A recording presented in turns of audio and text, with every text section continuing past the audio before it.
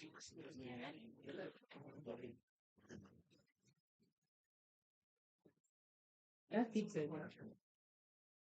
vous voulez, si vous avez pas assez de recul, on peut. Non, justement, là, je vois qu'on arrive à avoir les deux tableaux. Ça va être.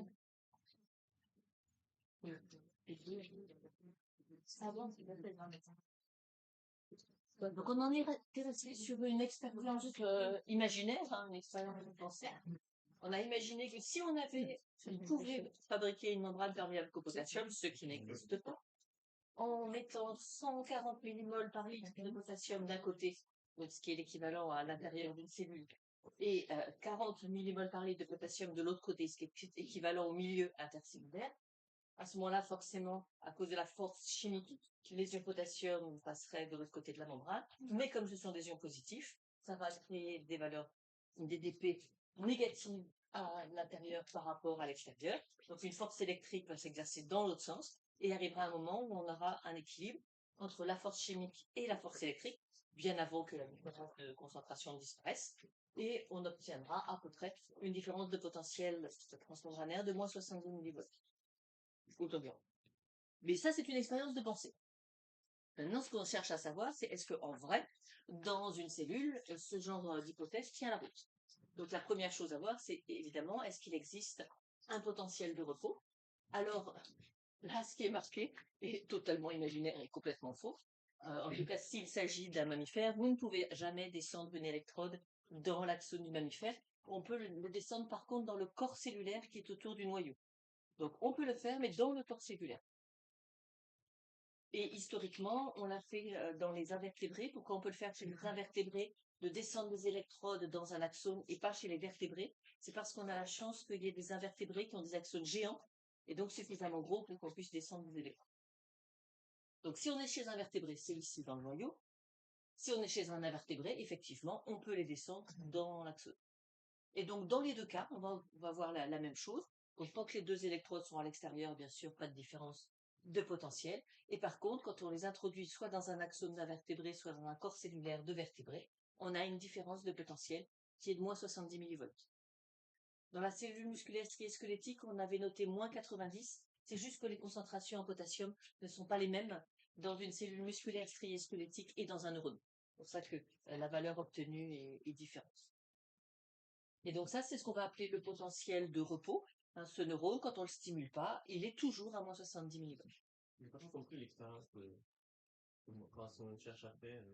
Là, on cherche juste à descendre une électrode à l'intérieur d'une cellule. C'est tout. Donc alors historiquement, les électrodes, ce sont les pipettes de verre. Ça ressemble un petit peu aux pipettes que vous utilisez pour mesurer 1 ou 2 millilitres en chimie. Donc aujourd'hui, elles sont en plastique parce qu'on les jette. Autrefois, elles étaient en verre. Et donc, on les chauffe sur le bec benzène, on les étire, de façon à ce qu'elles soient très très fines au bout. À l'intérieur, on met du liquide. Alors généralement, on met du KCl, porteur d'ion. Et puis, on va introduire cette électrode en verre à l'intérieur de la cellule. On en laisse une autre à l'extérieur pour faire masse et on mesure la différence. Et on a la chance que les lipides, quand ils vont être perforés par l'électrode, vont se reconstituer automatiquement autour de l'électrode, puisqu'ils font des liaisons faibles. Donc on ne va pas perforer la cellule et elle ne va pas mourir. Juste à l'endroit de la perforation, les lipides se réassemblent et c'est une grande chance en électrophysiologie, ils collent au verre. Et donc ça fait quelque chose de bien étanche et donc la cellule ne meurt pas du tout et on peut mesurer très facilement son activité électrique. Donc toutes les cellules animales et même végétales ont une différence de potentiel transmembranaire. Chez une cellule animale, on évolue entre moins 60 et moins 90 millivolts parce que les teneurs en potassium ne sont pas toutes les mêmes dans toutes les cellules. Dans une cellule végétale, vous avez vu qu'on est plutôt aux alentours de moins 120 millivolts. Il y a beaucoup plus de potassium dans une cellule végétale que dans une cellule animale. Mais toutes ont une différence de potentiel transmembranaire. Donc on peut accepter qu'il en existe un, mais la question c'est est-ce que ce potentiel, il est bien porté par le potassium, comme on l'a fait dans l'expérience imaginaire, est-ce qu'en vrai c'est aussi le cas? Donc là, c'est difficile à faire dans une cellule, on va dire, normale, mais on a la chance d'avoir le calmar. Le calmar a des neurones normaux, bon, ça c'est pas pratique pour nous, mais il a un réseau qui lui permet de s'enfuir quand son manteau est touché. C'est un système de fuite extrêmement rapide. Et dans ce système rapide, il y a des neurones géants. Et donc, historiquement, les chercheurs sont allés prendre ces neurones géants, et en particulier ces axones géants. Ce qui est bien, c'est déjà la taille, puisqu'à l'époque, les électrodes étaient beaucoup plus grosses qu'aujourd'hui. Et puis, deuxième chose fantastique, le cytoplasme de cet axone est bien gélifié. Donc, en fait, vous pouvez faire une tranche d'axone, et le cytoplasme ne s'écoule pas dans le milieu. Et donc, c'est ce qu'ils ont fait. Ils ont fait des tranches d'axones géants de calmar.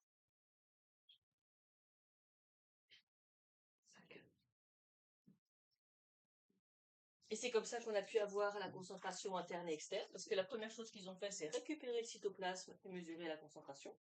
C'est comme ça qu'on a su que la concentration était 240 millivolts, parce qu'il faut savoir qu'à l'époque, les méthodes de dosage n'étaient pas aussi fiables qu'aujourd'hui. Et puis là-dedans, on va pouvoir descendre des électrodes. Mais surtout, puisqu'on en a pris une petite tranche, on va pouvoir faire ce qu'on veut. On va le mettre dans un bain. Et oui, je pourrais le mettre dans un bain qui ressemble au milieu extracellulaire, mais moi je suis expérimentateur, je fais ce que je veux. Et donc c'est moi qui choisis la concentration en potassium extracellulaire, qu'elle soit réaliste ou pas.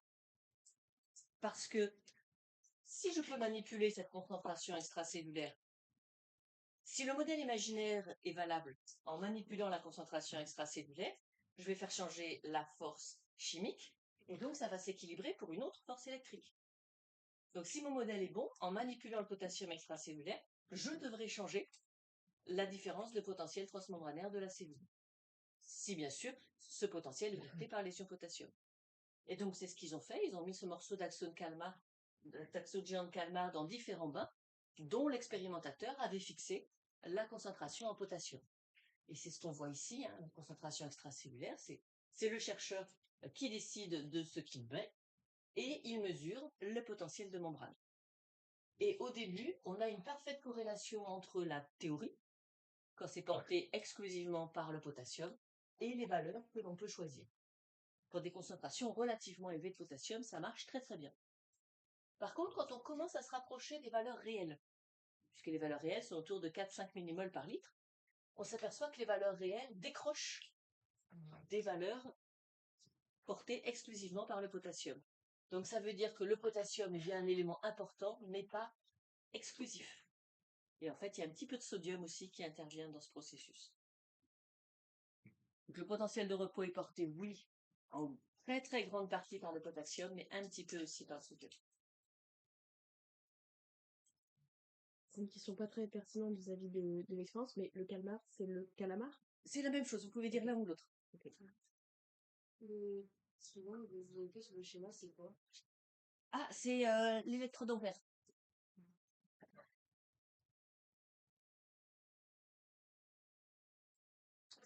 Alors, elles n'ont pas une forme tout à fait triangulaire. En fait, il y a la partie principale et puis la partie que l'on peut étirer. Et puis ici, on met du KCl et puis le circuit électrique à l'os. Ce qu'on s'aperçoit, c'est que la DDP est essentiellement expliquée par la teneur en potassium, mais pas complètement.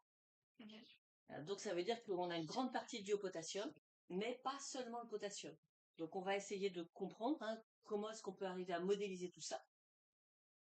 Donc on a plusieurs ions qui sont susceptibles de traverser une membrane, potassium, sodium, chlorure, et puis on aurait pu penser à toutes les protéines chargées négativement, mais bien sûr, vous savez, elles ne traversent pas les membranes, donc on peut absolument les oublier. Et donc ce que l'on voit ici, c'est que la courbe réelle, elle se rapproche d'une courbe dont la pente est moins 58 millivolts. Donc on va faire introduire une notion qui est vraiment très très pratique en électrophysiologie, qui est le potentiel d'équilibre d'un ion et qui est en fait l'expérience imaginaire que nous avons faite. Dans cette expérience imaginaire, on a laissé passer un seul ion et cet ion, il s'est stabilisé pour une valeur de DDP, donc les valeurs de DDP sont toujours nos TV, qui est à une valeur donnée. Et donc ça, c'est ce qu'on va appeler le potentiel d'équilibre des ions potassium. Donc les potentiels d'équilibre sont toujours notés E. Et le potentiel d'équilibre d'un ion, c'est la différence de potentiel à laquelle il n'y a pas de flux net de cet ion à travers la membrane, c'est-à-dire que la force chimique et la force électrique se neutralisent l'un l'autre. Et donc ça, c'est extrêmement pratique. On sait que si on place la membrane à cette valeur-là, globalement, il n'y a plus d'ions potassium qui vont traverser cette membrane. Et donc, si on a raison, ça veut dire qu'on va pouvoir faire disparaître le courant porté par certains ions. Donc ici, on aurait bien aimé modéliser le potentiel de repos par le potentiel d'équilibre des ions potassium. Mais on voit que ça ne marche pas puisqu'il intervient autre chose. Donc, on va faire intervenir le potentiel d'équilibre des ions sodium. Mais on ne peut pas dire, le potentiel de repos, ça va être la moyenne entre les deux. Puisque c'est pas la moyenne, on voit que c'est beaucoup plus porté par le potassium que par les ions sodium. Donc en fait, on va faire une moyenne pondérée de tous les ions qui interviennent, mais il n'intervient que les ions potassium et les ions sodium. Sachant que c'est bien sûr le potassium qui intervient beaucoup plus que les ions sodium. Donc ici, on l'a mis en... Et puis il faut un coefficient, pardon. Un coefficient juste avant. Donc on a mis la formule complète. Donc dans cette formule complète, il y a des choses qu'on va pouvoir oublier. Le chlore, c'est complètement négligeable. Le sodium, le potassium sont des valeurs qui sont intéressantes. Et puis on voit le coefficient précédent. Le coefficient, vous retrouvez quelque chose que vous connaissez. Donc la constante des gaz parfaits, la température en Kelvin et la charge en Faraday. Donc c'est vraiment une constante que l'on met au début. Et on fait une moyenne pondérée. Et donc ça veut dire qu'en gros, le potentiel de repos de la membrane est porté avant tout par les ions potassium parce que le coefficient devant les ions potassium est fort et un tout petit peu par les ions sodium parce que le coefficient devant les ions sodium est faible. Mais nous, en tant que biologistes, ce qui nous intéresse, c'est concrètement qu'est-ce que ça représente, ce coefficient. Parce que là, c'est juste quelque chose d'imaginaire. En fait, ça, c'est la perméabilité.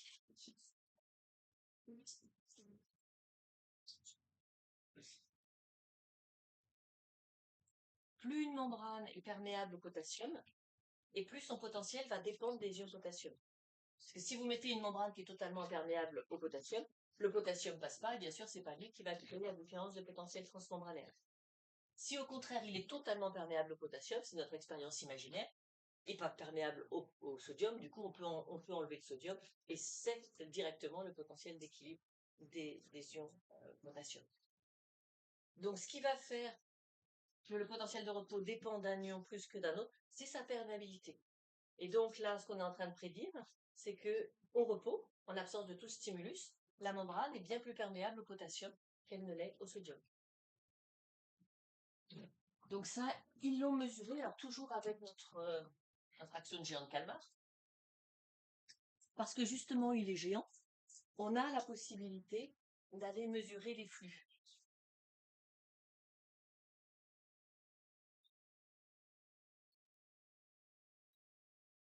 Alors, on est obligé de le faire avec des atomes radioactifs. Donc le potassium radioactif, on n'en a pas, on va mettre le rubidium à la place du potassium.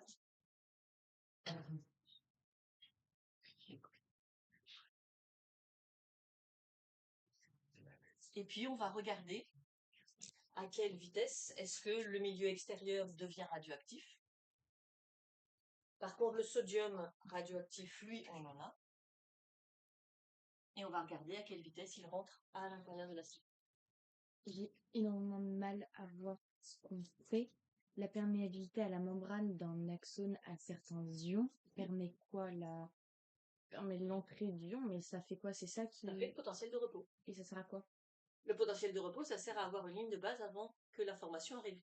Ok. Le stimulus n'est pas encore arrivé. Nous sommes dans les préalables Ok. avant d'avoir le moindre stimulus. Ok. Mais je sais pas comment on est sûr que ça c'est applicable à tous les métagères. Applicable à tous les métazoaires parce que toutes les expériences que l'on a fait basées sur ces hypothèses marchent systématiquement. Alors, on n'a pas retesté le potentiel de repos parce que c'est long et fastidieux, mais tout ce qu'on a fait sur les potentiels d'action fonctionne à peu près sur tous les métaux ouverts. Il y a des petites différences dans les canaux, mais c'est à peu près fait. Nous, on se limite aux mammifères. Pourquoi on fait un détour par le calmar? C'est parce qu'historiquement, c'est là où les expériences sont faites. Mais ensuite, on va revenir strictement aux mammifères. Parce que dès qu'on va passer aux canaux, les canaux des mammifères ne sont pas les canaux des insectes. Heureusement pour nous, parce que les canaux des insectes sont la cible des insecticides paralysants. Heureusement que nous n'avons pas les mêmes, sinon nous serions aussi paralysés.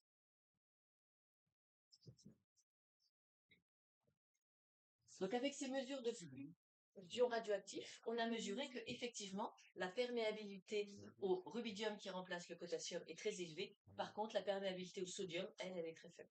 Mais le rubidium, il a exactement la même perméabilité, enfin, ce sera sur la même perméabilité pour le rubidium et le 4+. Il est un tout petit peu plus gros, mais quand on a travaillé sur les ions, on a vu que remplacer le rubidium par le potassium ne perturbe pas les courants. Donc c'est pour ça que c'est une hypothèse, un remplacement qui est acceptable.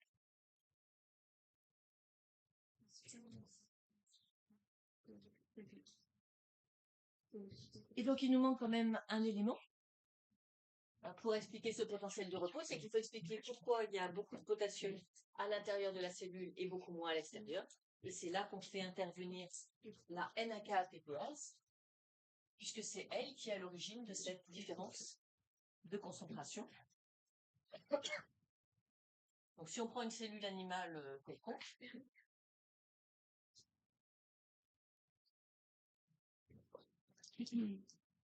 on a environ 140 millimoles par litre de potassium et 4 à 5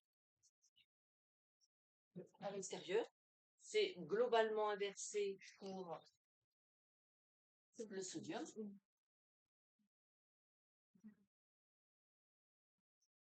On a une perméabilité au potassium, mais le potassium, il est à peu près à l'équilibre, puisque justement, la membrane est perméable au potassium. C'est ça qui fait son potentiel de repos.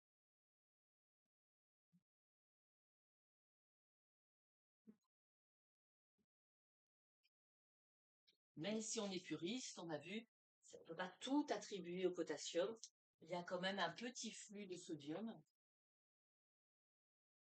Donc elle est peu perméable au sodium.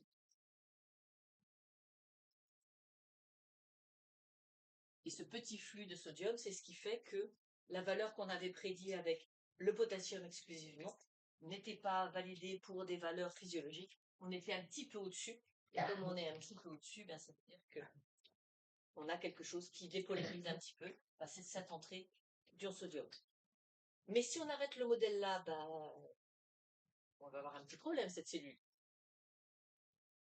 Parce que on a du sodium qui rentre. Donc il faut bien un système qui permette de le faire ressortir. Le potassium, il n'est pas tout à fait à l'équilibre à cause justement du fait qu'il y a un peu de sodium qui est rentré. Le potentiel d'équilibre des ions potassium le potentiel de repos n'est pas exactement égal au potentiel d'équilibre des ions potassium, donc ils ne sont pas parfaitement au repos. Donc en fait, ils sortent un petit peu plus qu'ils ne rentrent. Donc on perd aussi un petit peu de potassium. Donc il faut bien qu'il y ait un système qui permette de compenser ça. Mais on est sur des flux vraiment très très faibles. Mais ça, c'est contre le gradient. Et donc, c'est un transport actif primaire. Donc on l'appelle la NAK, puisqu'on est sur un antipore. NAK ATPase, puisqu'elle hydrolyse l'ATP. Donc tous les animaux ont cette NAK ATPase.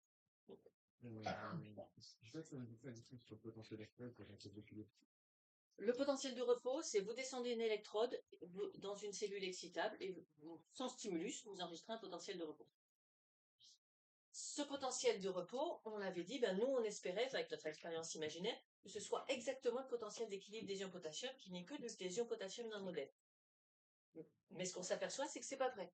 On est un petit peu au-dessus. Si on est un petit peu au-dessus, ça veut dire qu'il n'est pas tout à fait à l'équilibre. Et donc, chaque fois que le vrai potentiel est égal au potentiel d'équilibre, vous savez que l'ion ne traverse pas la membrane. Et dès qu'on s'en écarte, vous savez que cet ion traverse forcément la membrane. Et la guêpe qui est autour des neurones, ça fait après sur la perméabilité. Non, c'est juste un isolant électrique. Et vous allez voir qu'elle n'est pas continue, de toute façon.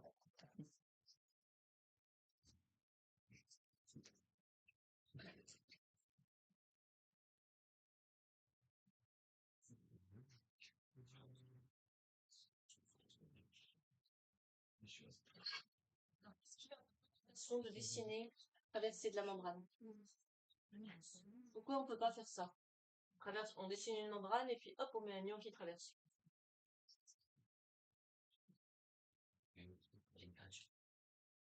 C'est possible ça? Les ions, ça traverse les lipides?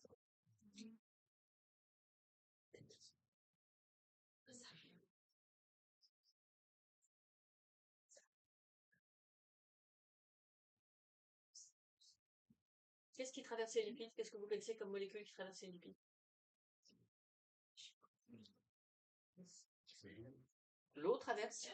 Elle n'est pas chargée, elle est juste polaire, donc elle peut traverser. Quoi d'autre?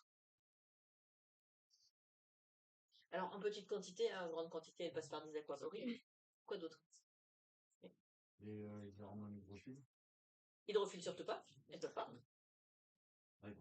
Les hydrophobes passent par la membrane, là aussi en petite quantité, en grande quantité, elles ont des transporteurs. Et il nous manque quelque chose de très important dans la vie cellulaire. Là, le neurone, il est en train de mourir, là.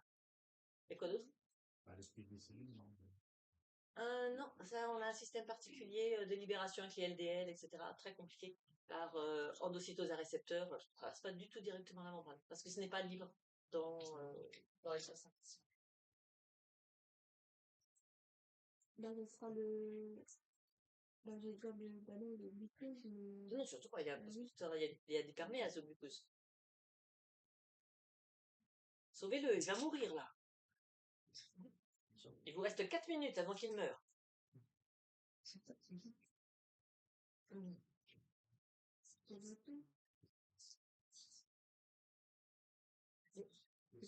L'oxygène. Les gaz passent à travers les membranes. Oxygène comme CO2. Le neurone est une cellule exclusivement aérobie. Donc sans oxygène, en 4 minutes, elle meurt. D'où les problèmes quand on a un AVC. Ça veut dire qu'il y a eu un caillot qui est venu bloquer un vaisseau. L'oxygène ne va plus jusqu'au neurone.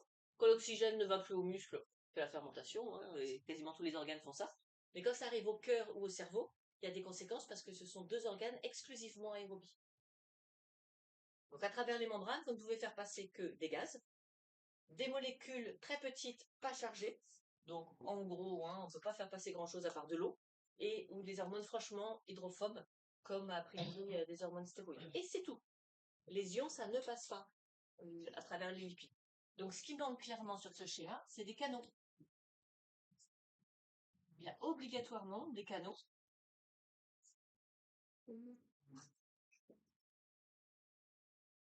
Et ceux-là, ils sont pas ouverts par le moindre stimulus. Ils sont toujours ouverts, en absence de stimulus, ils sont toujours ouverts. Donc c'est des canaux non contrôlés qui assurent la perméabilité constante de la membrane et une perméabilité qui est très faible par rapport à celle qu'on va voir après en présence d'un stimulus. Donc il y a toujours une toute petite perméabilité. Alors, on met des grandes flèches, mais imaginez pas que c'est des flux massifs d'ions, c'est juste quelques ions qui passent la membrane chaque minute. C'est extrêmement faible. Donc pensez pas que la NAK-ATPase, elle est active tout le temps. Quand les neurones sont en repos, la NAK-ATPase, elle va être active pendant un temps extrêmement restreint. Elle fait presque rien. Elle sera vraiment active que quand il y aura des stimuli, qu'à ce moment-là, il y aura des potentiels d'action et qu'il y aura des traversées plus importantes d'ions à travers la membrane. Mais au repos, elle fait quasiment rien. Et du coup, la NAK-ATPase, elle sert à maintenir le potentiel de repos. Elle sert à entretenir le gradient et à maintenir un potentiel de repos. Et c'est tout. Elle ne sert que à garder les gradients de concentration, au final. Ne lui attribuez pas d'autres notions. En fait, c'est pas elle qui fait le potentiel de repos. Hein. Souvent, les candidats d'ici, ils disent la NAK-ATPase fait le potentiel de repos. Que nenni. Si cette membrane n'était pas perméable au potassium, bah, vous pouvez toujours créer une différence de concentration, il ne se passe rien. Vous n'avez pas de DDP.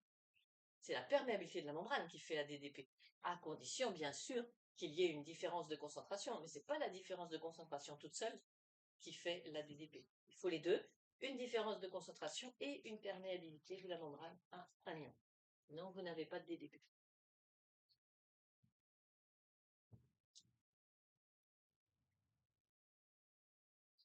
Donc ça, c'est notre point de départ. Hein, on est sur une cellule qui est au repos, qui n'a pas reçu de stimulus. C'est pas vraiment ce qui nous intéresse. Nous, ce qu'on veut, c'est qu'elle reçoive un stimulus et qu'elle émette un message sous forme d'une série de potentiels d'action. Donc, qu'est-ce qu'on va voir maintenant?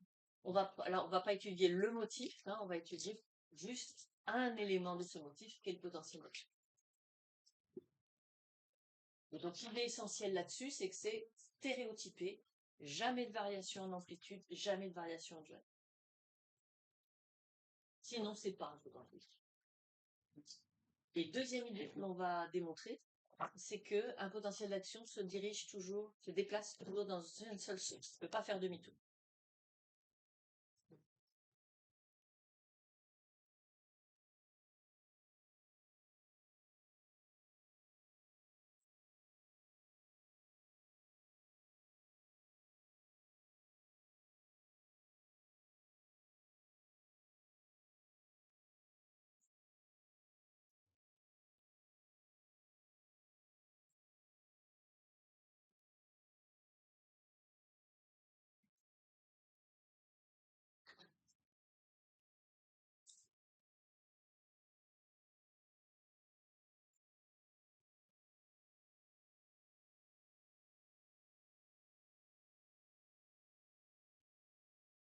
Donc pour ça, on va retourner sur l'axone géant de Kalmar. Donc c'est le manteau là qui est sensible et quand il est touché, il y a une rétractation rapide et un mouvement réflexe de fuite.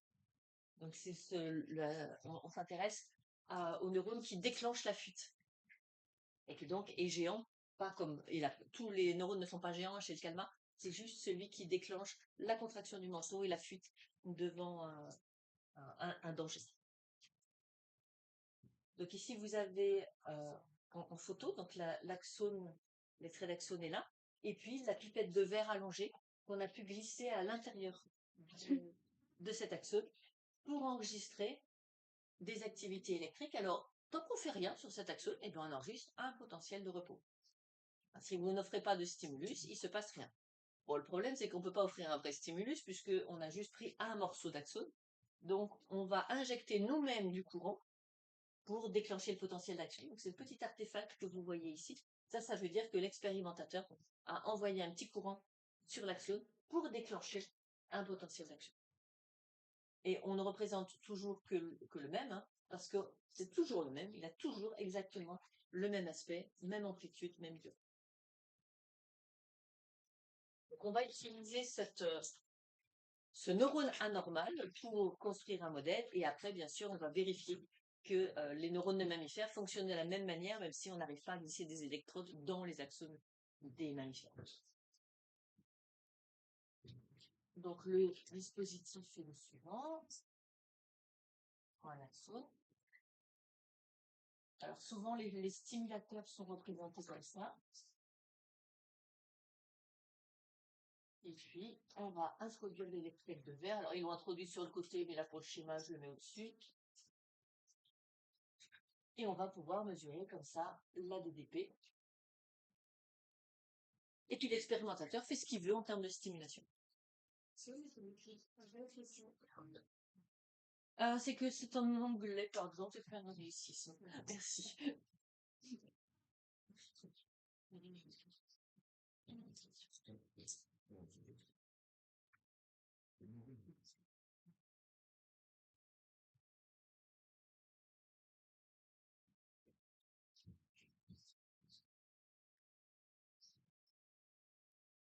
Donc l'expérimentateur va essayer de savoir qu'est-ce qui déclenche des potentiels d'action et qu'est-ce qui ne déclenche pas.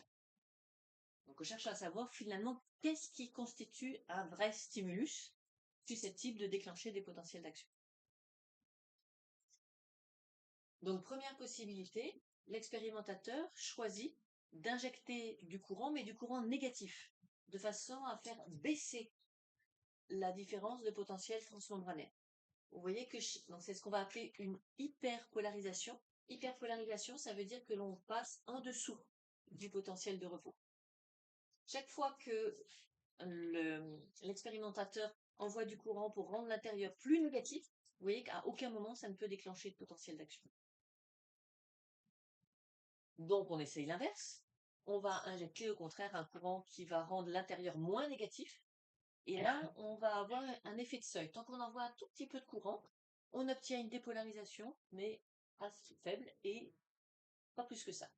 Et puis, il y a un seuil qui est chez l'Axone Jérôme Kalmar est situé ici aux alentours de moins 60. Dès qu'on l'atteint, même si on est pile à moins 60, rien de plus, on obtient un grand potentiel d'action. Et si on injecte beaucoup plus de courant, eh ben, il ne se passe rien. On va juste aller un peu plus vite à 60 millivolts, mais dès qu'on a 60 millivolts, on obtient toujours le même motif. Et donc, comme c'est un motif invariable, soit vous l'avez pas, soit vous l'avez, mais quand vous l'avez, il est toujours pareil. C'est ça qu'on a appelé un potentiel d'action. Donc, c'est un phénomène tout ou rien. Soit vous l'avez pas, soit vous l'avez en entier intact. Il ne peut pas être raccourci, il ne peut pas être ni diminué, ni augmenté. Donc ici, dans les conditions particulières de l'expérience, on va aller jusqu'à plus 40 millivolts. Ça, c'est pas quelque chose qu'on va retrouver chez les mammifères. Chez les mammifères, c'est généralement plus 20 millivolts, pas davantage. C'est juste la composition du milieu extracellulaire et du milieu intracellulaire qui est un petit peu différente chez le calmar de ce qu'on voit chez les mammifères. Donc il y a 3 phases dans un potentiel d'action. On va les nommer. Donc l'unité de compte, c'est du millivolt pour le potentiel transmembranaire en ordonnée. L'unité de compte en abscisse, c'est des millisecondes. Donc, millivolts, millisecondes, on n'est pas en unité internationale. On va faire un graphique de type mammifère, puisque officiellement on est censé être sur les mammifères. Donc on va aller de moins 70 millivolts à plus 20. Avec l'inversion à 0 et le seuil à moins 60. Donc première phase, il ne se passe rien. Il n'y a pas de stimulus. Donc cette phase où il ne se passe rien, c'est ce qu'on appelait le potentiel de repos.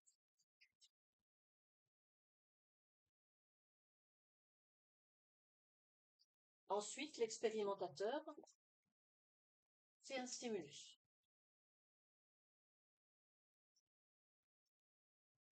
Ils ne sont pas très droits. C'est que ça soit bien droit, bien parallèle. On va obtenir une dépolarisation. Donc ici, je vais dessiner une dépolarisation qui atteint le seuil. Dès qu'on a atteint le seuil, moins 70 millivolts, c'est le seuil de déclenchement du potentiel d'action. On voit qu'on a une dépolarisation rapide qui va nous amener à plus 20 millivolts. Donc l'intérieur qui était à moins 70 millivolts devient de moins en moins négatif et même devient positif. Donc on va parler de dépolarisation. La cellule perd sa polarité.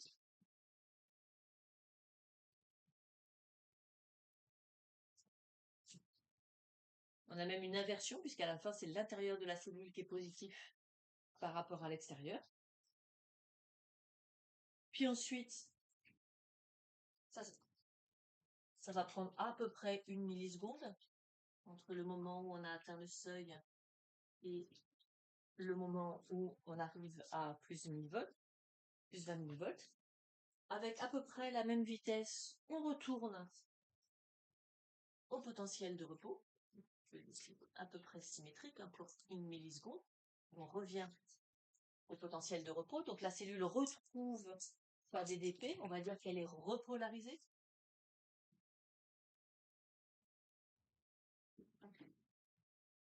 Mais si on regarde bien ce qui se passe, on dépasse le potentiel initial. On va plus loin. Donc ça, c'est la 3e phase, jusqu'à revenir après. Hop, j'ai une autre couleur. Jusqu'à revenir après au potentiel de repos. Donc là, on a dépassé la valeur du potentiel de repos. Donc ça, c'est ce qu'on va appeler une hyperpolarisation.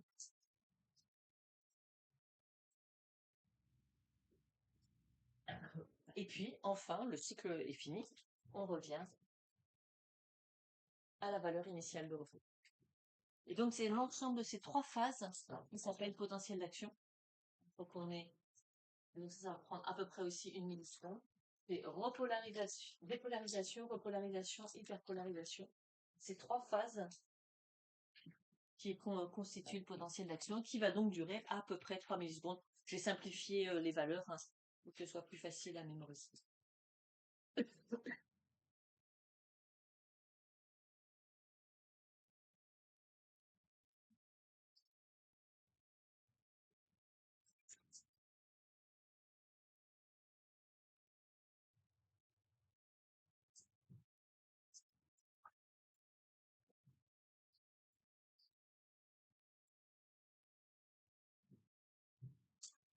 Et donc, soit c'est ce premier cas, soit c'est un stimulus qui n'est pas assez fort, et le deuxième cas va être facile à dessiner, une petite dépolarisation, puis plus rien. Donc, soit on a un stimulus au-dessus du seuil, donc ce qu'on va appeler supraliminaire, et il déclenche un potentiel d'action. En fait, il va en déclencher plusieurs. Soit il ne déclenche pas, et on va dire qu'il est infraliminaire. Puisque liminaire, c'est l'action latine de seuil. On est au-dessus du seuil, supraliminaire, en dessous du seuil, infraliminaire. Infraliminaire, il se passe rien. On a juste une petite dépolarisation, mais qui disparaît très vite. Supraliminaire, ça déclenche systématiquement les 3 phases du potentiel d'action. Et souvent, ça déclenche même plusieurs potentiels d'action.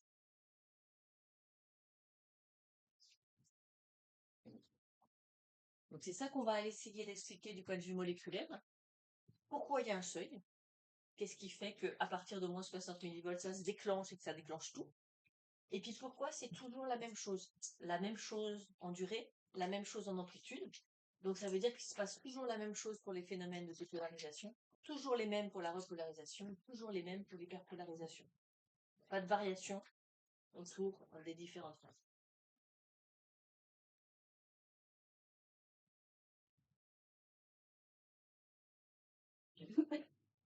Le potentiel d'action, il sert à quoi déjà dans la communication?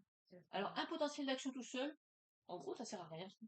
Parce que ça peut être du bruit de fond. Donc un potentiel d'action souvent ne déclenche rien, mais un vrai stimulus, pas quelque chose d'expérimental, un stimulus normal va déclencher une série de potentiels d'action, et cette série de potentiels d'action, c'est ce qui va constituer le message porteur d'information.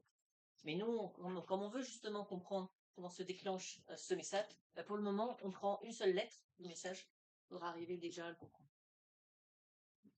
Mais je vois pas trop le lien avec ce qui est écrit sur le schéma hyperpolarisation et dépolarisation par rapport à ce qui. Oui, donc la première phase ici, c'est de la dépolarisation, puis de la repolarisation, puis de l'hyperpolarisation. Ça, ce sont les 3 phases du potentiel d'action. À ne pas confondre avec des stimuli dépolarisants et des stimuli hyperpolarisants. Donc, c'était les caractéristiques du stimulus. En gros, tous les stimuli infraliminaires que l'on a dessinés, nous, rentrent dans cette catégorie-là. Donc, nous, on a dessiné des dépolarisants, mais en dessous du seuil. Mais vous pourriez aussi dessiner des hyperpolarisants. Pareil, ça se déclenchera.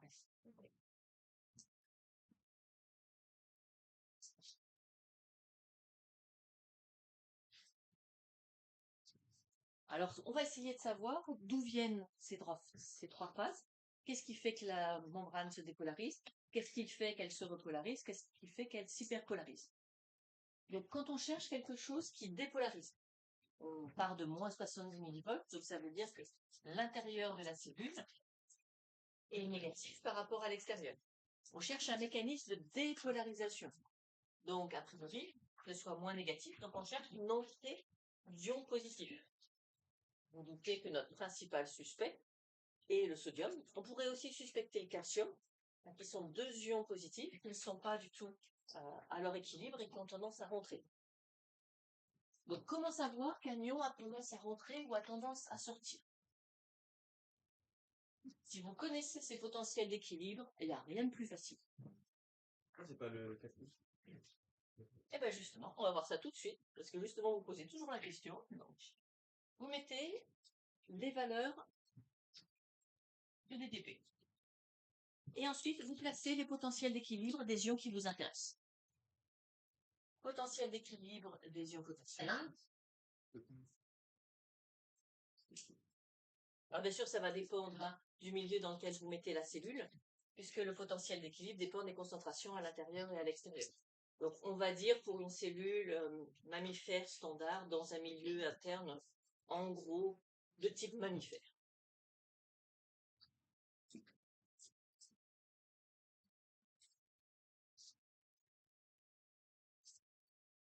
Et plus la valeur en tête du calcium, mais c'est au-dessus.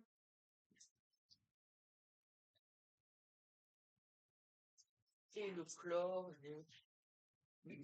bien en dessous aussi.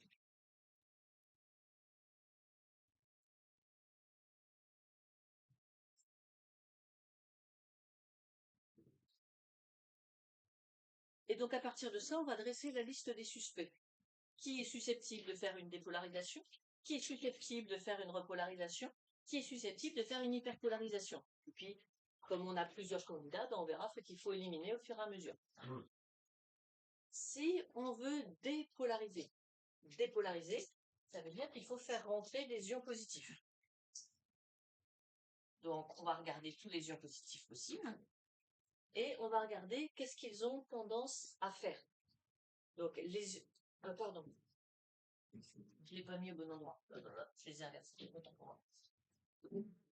Donc, je suis restée sur du calmar. Nous passons sur du mammifère. Autant pour moi. Moins 80. Le potentiel d'équilibre des ions potassiques. Je me suis laissé influencer par le calmar. Il ne faut pas.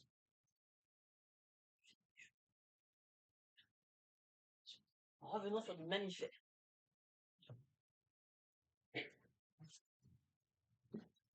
Sinon, tout tombe à l'eau. La démonstration tombe à l'eau. Donc, on met ici les potentiels d'équilibre des ions pour essayer de prévoir le sens de déplacement. Les ions potassium, ils font une sortie. Dès que vous avez un déplacement entre l'endroit où vous êtes et le potentiel d'équilibre de l'ion, ça veut dire que cet ion a tendance à sortir. Au contraire, dans l'autre sens, ça veut dire que on a une entrée. Donc nous cherchons une entrée d'ion positif. Donc a priori, nous avons deux suspects possibles, le sodium et le calcium. Ce qu'on va démontrer, c'est que le sodium, c'est ce qui va être responsable du potentiel d'action ici dans les neurones. Mais si on vous propose des exercices sur les muscles squelettiques, ben vous verrez que tous les exercices qu'on vous propose sur les muscles squelettiques, ça ressemble exactement à tout ce qu'on verra sur le neurone. Ça fonctionne de la même manière. Par contre, on va faire attention que quand on travaille sur le cœur, eh bien, on va changer d'ion dépolarisant. Donc, il y a deux suspects possibles pour la dépolarisation et nous allons démontrer ici que c'est le sodium qui est responsable de la dépolarisation. Par contre, pour la repolarisation, pour le potentiel d'action, ben on n'en a qu'un. Ce sera toujours le potassium, parce qu'il n'y a pas de canal chlore. Dans la plupart des neurones, il y en a à des endroits très très très précis. On en parlera juste à un moment donné. Mais on va l'oublier pour le moment. Donc, deux mécanismes possibles de dépolarisation, un seul de repolarisation. Donc ici, ben, il faut montrer que c'est bien le sodium et pas le calcium qui est responsable du départ du potentiel d'action. Et bien évidemment, on va retourner sur notre calmar. Parce que sur le calmar, je peux manipuler comme j'ai envie la concentration des ions sodium. Alors, pas à l'intérieur, hein, c'est compliqué de changer la concentration à l'intérieur, mais je peux changer la concentration à l'extérieur. Donc, ils ne se sont pas privés. Ils ont mis des morceaux de calmar dans des milieux et ils ont fait varier la concentration de sodium et à l'intérieur et à l'extérieur. Et dans les deux cas, on arrive à modifier le potentiel d'action.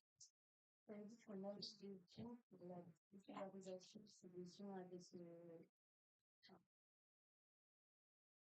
Une dépolarisation, c'est forcément une entrée d'ions positifs. ions positifs. Donc tu veux savoir quels sont les ions positifs qui sont susceptibles de rentrer. Les ions positifs, on en a plein. Il faut savoir s'ils rentrent ou s'ils sortent. Et donc il faut savoir par rapport aux forces électriques et chimiques qui s'exercent sur eux, est-ce que au potentiel de repos, parce que c'est là où on a le stimulus, est-ce que pour cette valeur-là, on aura des ions positifs qui vont rentrer ou sortir? Pour cette valeur-là, le potassium, lui, il sort. Donc, bien sûr, c'est notre plus mauvais candidat, puisqu'il va rendre l'intérieur plus négatif en sortant. Ça marche pas. Par contre, sodium et calcium ont des forces électriques et des forces chimiques qui tendent au contraire toutes les deux à les faire rentrer. Donc eux, ce sont des ions positifs qui sont susceptibles de dépolariser la membrane. Et donc ce qu'on cherche à savoir, c'est est-ce que c'est le sodium, est-ce que c'est le calcium? Et ce qu'on voit, c'est qu'en manipulant le sodium, on arrive à modifier, mais c'est totalement artificiel, expérimental, on arrive à modifier l'ampleur du potentiel d'action, ce qui n'est pas normal, hein, c'est parce que l'expérimentateur bidouille. Normalement, ces concentrations-là sont à peu près constantes. Donc, il est possible.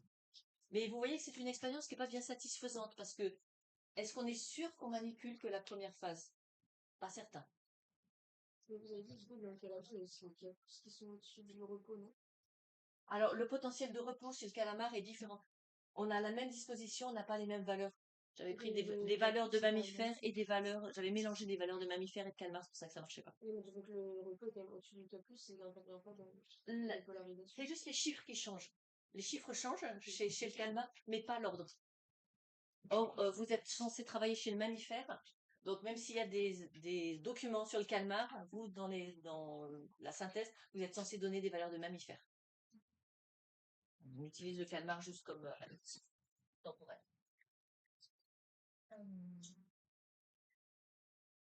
Alors, on va travailler sur quelque chose de plus précis,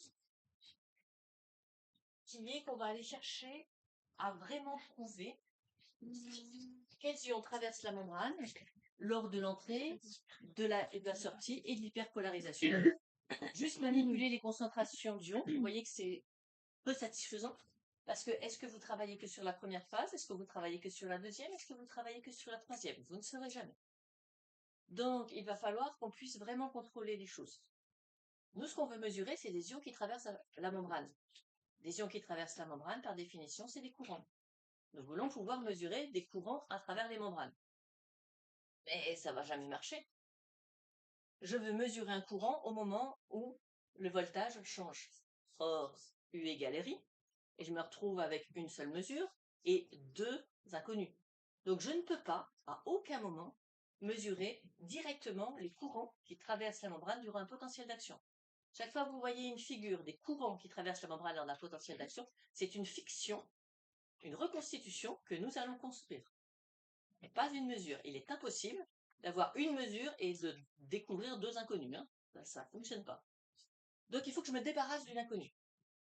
Eh bien, je vais me débarrasser du voltage. Donc désormais, on ne va plus voir de potentiel d'action parce que c'est l'expérimentateur qui va fixer le voltage de façon à se débarrasser justement d'une inconnue. Donc ça, c'est ce qu'on appelle le voltage imposé. C'est l'expérimentateur qui choisit le voltage. Et donc, bien sûr, c'est une constante. Il fait ce qu'il veut.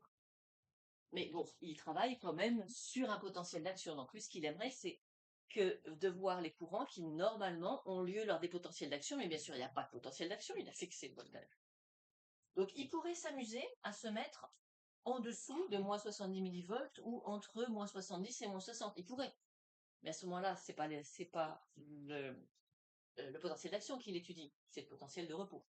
S'il veut étudier le potentiel d'action, il faut qu'il se mette dans des conditions où le potentiel d'action aurait pu avoir lieu. Donc forcément, il va se mettre au-dessus du seuil de déclenchement du potentiel d'action.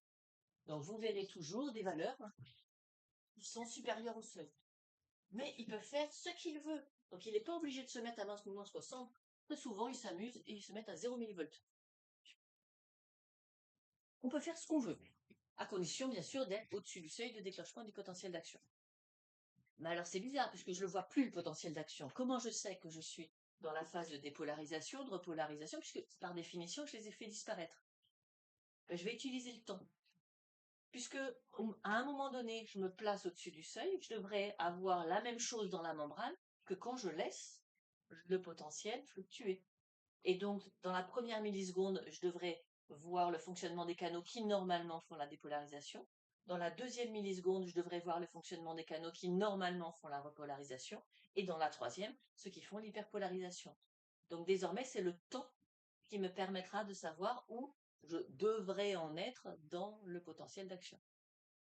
Moi, j'ai pas compris ça. Pour répéter ce que vous avez dit. Ici, vous voulez mesurer les courants qui traversent la membrane. Mais vous faites varier aussi l'ADDP. Donc en fait, vous ne pouvez pas. Vous mesurez une chose et vous avez deux inconnus. Ça ne marchera jamais. Vous connaissez la loi d'Ohm. Vous voulez mesurer ça. Vous voulez obtenir ça. Mais vous faites en même temps varier ça. Donc ça, il va falloir le mettre en constante. Ça, ce sera votre constante. Ça, vous allez le mesurer. Et donc, vous pourrez avoir la perméabilité de la membrane aux ions. C'est ça notre but. Je ne peux pas laisser varier de choses et espérer pouvoir obtenir la troisième. Donc, j'ai besoin de mesurer des courants pour une DDP constante. Donc, c'est pour ça que je vais me mettre en voltage imposé. Désormais, je ne vois plus de potentiel d'action. Par définition, je ne vois que le voltage que j'ai imposé. Donc, généralement, la première ligne qu'on voit, c'est du voltage. Donc, on commence généralement à la valeur du potentiel de repos. Et puis, tout d'un coup, on se met pour une valeur qui est au-dessus du seuil pendant un temps que l'expérimentateur choisit. Mais ce qui va être intéressant, ce qui est vraiment utilisable, c'est justement ce qui se passe normalement, puisqu'on a quelque chose qui se passe pendant la première milliseconde, qui devrait être représentatif de l'ouverture des canaux qui normalement font la dépolarisation. Puisqu'il devrait se passer dans la deuxième milliseconde, ça devrait être l'ouverture des canaux qui permettent la repolarisation. Et puis dans la troisième milliseconde, on devrait avoir quelque chose qui se rapproche de l'hyperpolarisation. Mais si l'expérimentateur il a envie, il peut continuer à l'infini. C'est juste qu'après ça n'a plus de sens pour moi.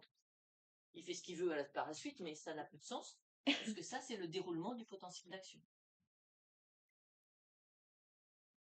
Donc je devrais voir fonctionner la membrane comme dans un potentiel d'action, même si bien sûr je n'enregistre pas le potentiel d'action, puisque c'est moi qui ai fixé la valeur à 0 millivolts, je ne la laisse pas bouger, je l'ai imposée.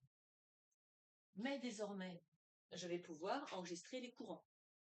En fait, en pratique, ce qu'on fait, c'est que dans une cellule, on va mesurer les courants qui traversent la membrane, et pour que justement le potentiel ne bouge pas, on va réinjecter le courant opposé à tout instant. Et donc, je sais exactement quel courant traverse la membrane à tout instant, tout en gardant une valeur de DDP parfaitement constante. Et on va regarder ce qui se passe. Donc, ce que j'enregistre, c'est du courant. C'est pas du voltage, puisque par définition, le voltage, je l'ai fixé. J'ai rien à enregistrer en termes de voltage. J'ai pas compris la toute dernière phrase de on m'envoie le courant inverse. Tu vas mesurer des courants qui traversent la membrane. Si tu ne fais rien, ces courants, ils vont par définition et des variations de voltage, comme durant le potentiel d'action.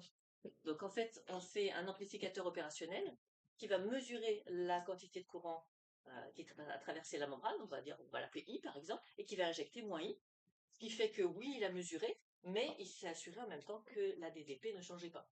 C'est ça qu'elle peut rester parfaitement constante. Donc c'est pour ça que ça a été une avancée un peu plus tardive, parce qu'il fallait avoir le système d'amplificateur opérationnel qui n'existait pas avant. Il y aura toujours une convention dans la représentation des courants qui est représentée ici.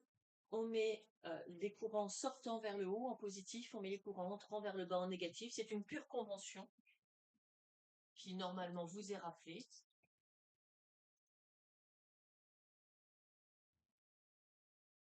Et donc au début, quand on est dans la phase de repos, je vais essayer de garder le même code couleur. Il y a tellement peu d'ions pour assurer le potentiel de repos qu'on n'enregistre rien. C'est indécelable. C'est pour ça que je vous disais, il y a vraiment très très très peu d'ions pour un potentiel de repos. Ensuite, dans la première milliseconde,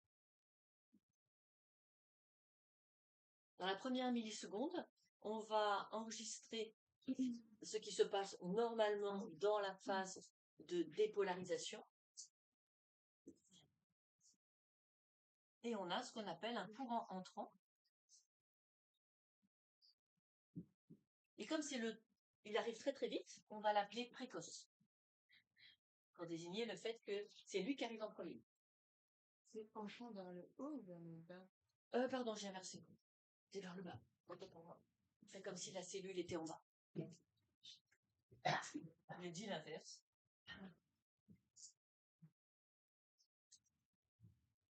On fait comme si la cellule, elle était là et que c'est courant. Dans la deuxième milliseconde, on obtient un courant sortant. Mais comme il a mis du temps à apparaître, il il y a en gros une milliseconde de retard par rapport à l'autre, ben, on l'appelle retardé.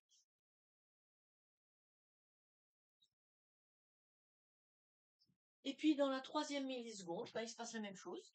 Et puis si l'expérimentateur avait envie de s'amuser, de continuer, ben, ça continue, hein, même si ça ne représente plus rien. Donc ça veut dire que je ne vais pas imaginer un mécanisme spécial pour l'hyperpolarisation, puisqu'apparemment, il continue de se passer la même chose que pendant la repolarisation. Ce qui me donne déjà une idée. Donc vous voyez que là, le potentiel d'action a disparu. C'est moi par la pensée, par la cinétique, qui vais dire, ben ça devrait être la dépolarisation. À ce moment-là, c'est ça qui se produirait si j'avais laissé bouger la DDP, que je n'ai pas fait. Là, c'est ce qui devrait se passer lors de la repolarisation. Et ça, c'est ce qui devrait se passer lors de l'hyperpolarisation. Ça n'a juste pas de sens. Aucun sens biologique.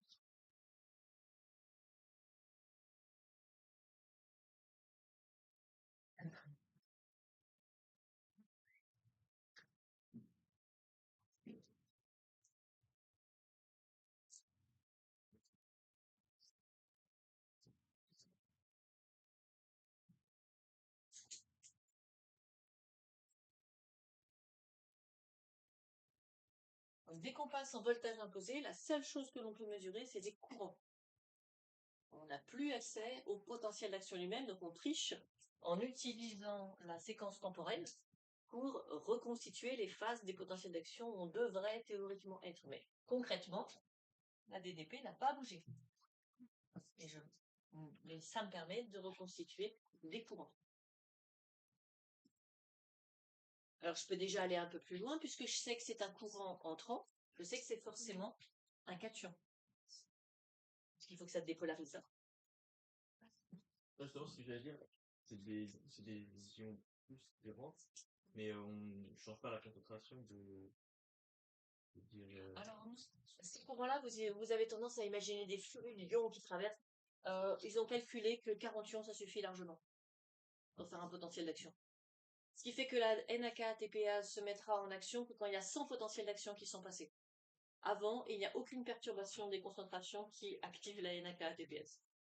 Donc c'est vraiment, il y a besoin de très très peu d'ions parce que c'est vraiment la répartition des ions le long de la membrane plasmique qui fait la DDP et en déplaçant quelques dizaines d'ions, on arrive à obtenir un potentiel d'action. Donc c'est extrêmement économe comme système en termes d'ions. Ça va consommer assez peu d'énergie finale. Je comprends pas qu'on énergie à dire que je trouve. Ah, on déduit pas. Ça c'est enregistré. Ça c'est un fait. Ah oui, c'est pas encore. Ça c'est un fait. Et justement, à partir de ça, on va essayer de reconstituer ce qui se passe lors du potentiel d'action. Mais ça c'est une vraie mesure. Hein.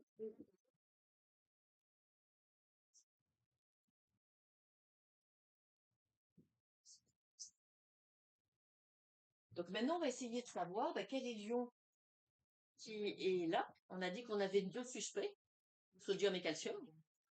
Qui est l'ion entrant, qui rentre, et qui, normalement, crée un potentiel d'action. Donc, on va profiter de notre action de géant Kalmar. On va refaire la même expérience de voltage imposé, mais on choisit d'enlever tout le sodium qui est présent à l'extérieur. On le remplace par des protéines chargées elles aussi positivement, mais volumineuses, qui ne peuvent pas traverser la membrane. Et donc, par rapport au courant normal, vous obtenez la courbe rouge sans sodium externe. Vous en déduisez quoi?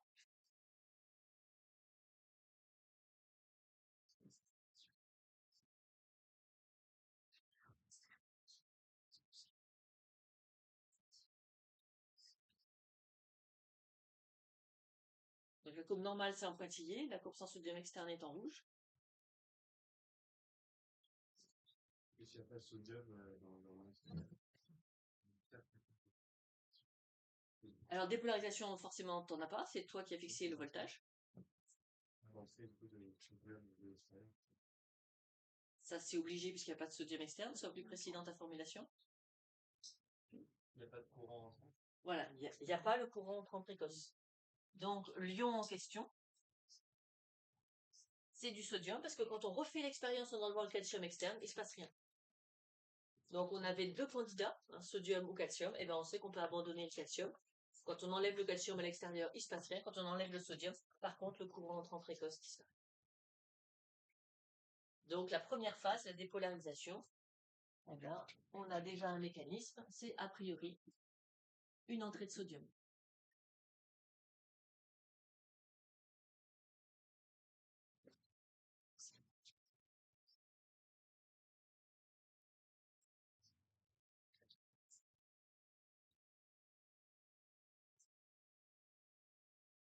Et à quoi ça servait de faire la soustraction entre la courbe normale et la courbe sans sodium externe?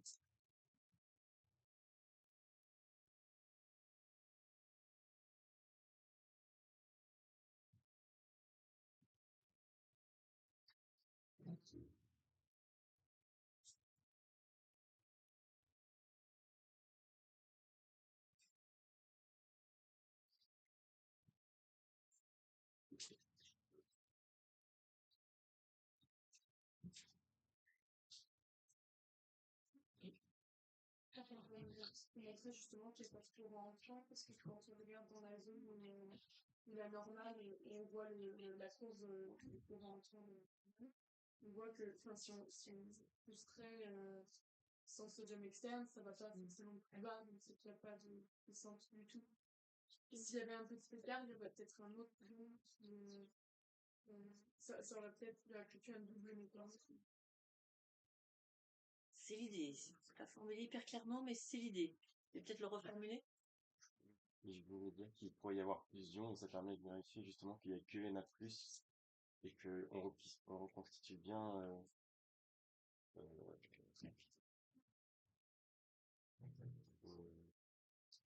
le courant entrant juste par Na+, et pas par et pas- et après si on superpose avec ce qu'on a fait avant, si on retrouve bien la même courbe ou pas.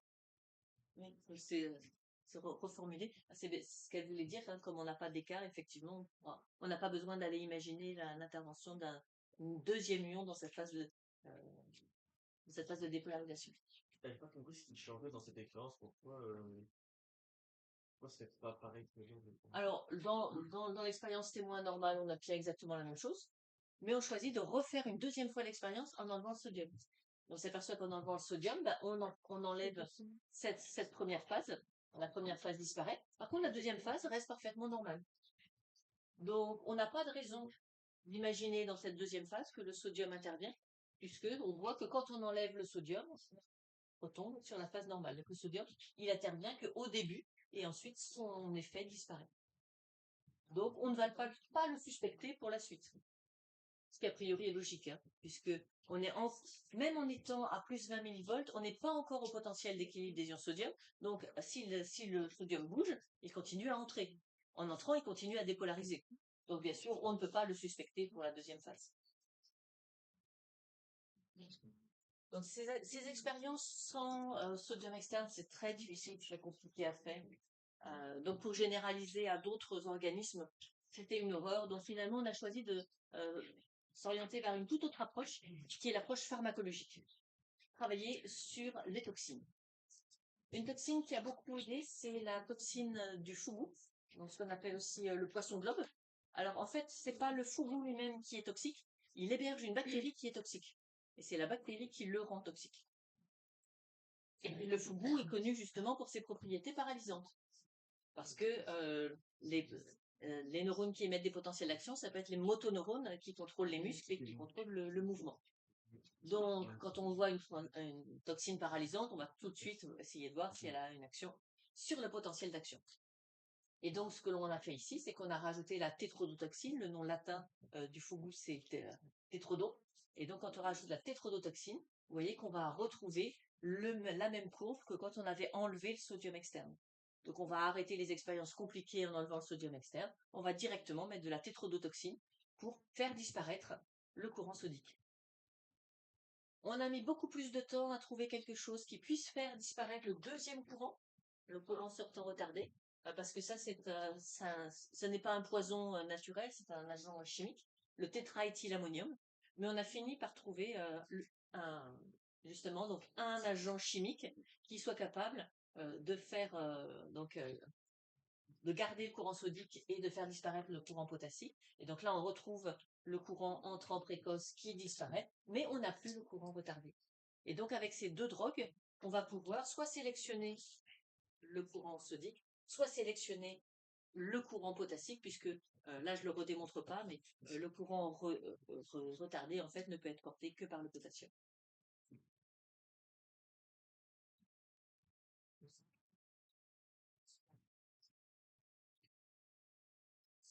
Donc, deux moyens de les supprimer. Soit vous enlevez les ions, mais c'est très compliqué, soit vous utilisez les toxines ou les agents chimiques. Et donc, avec ça, on a pu vérifier que les neurones de mammifères fonctionnaient exactement comme le neurone calmar, puisqu'on a validé ces toxines sur les neurones calmar, et effectivement, on a exactement les mêmes effets sur les neurones de mammifères. Ouais, ça juste pour empêcher l'action. D'après vous, vous venez de les découvrir, vous cherchez quoi comme site? Canaux. On va chercher les canaux, bien sûr. Puisque on a des ions qui traversent la membrane, on sait qu'ils ne traversent pas les lipides, la cible, c'est forcément les canaux. Et donc, ça a même été un outil pour arriver à identifier les canaux.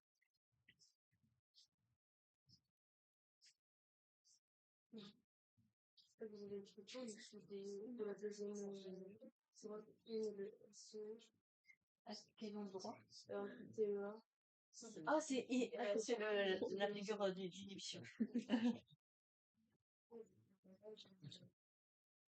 Eh ben, on arrive à avoir, avec drogue et toxine, soit on arrive à bloquer le courant entrant, soit on arrive à bloquer le courant sortant. Et la drogue est La tétrodotoxine est la toxine du fougou, et le tétraéthylammonium est un agent chimique. Mais ça va quoi pour nos études, pour les études là, de pouvoir justement obtenir ça le courant sodique et ça le courant potassique?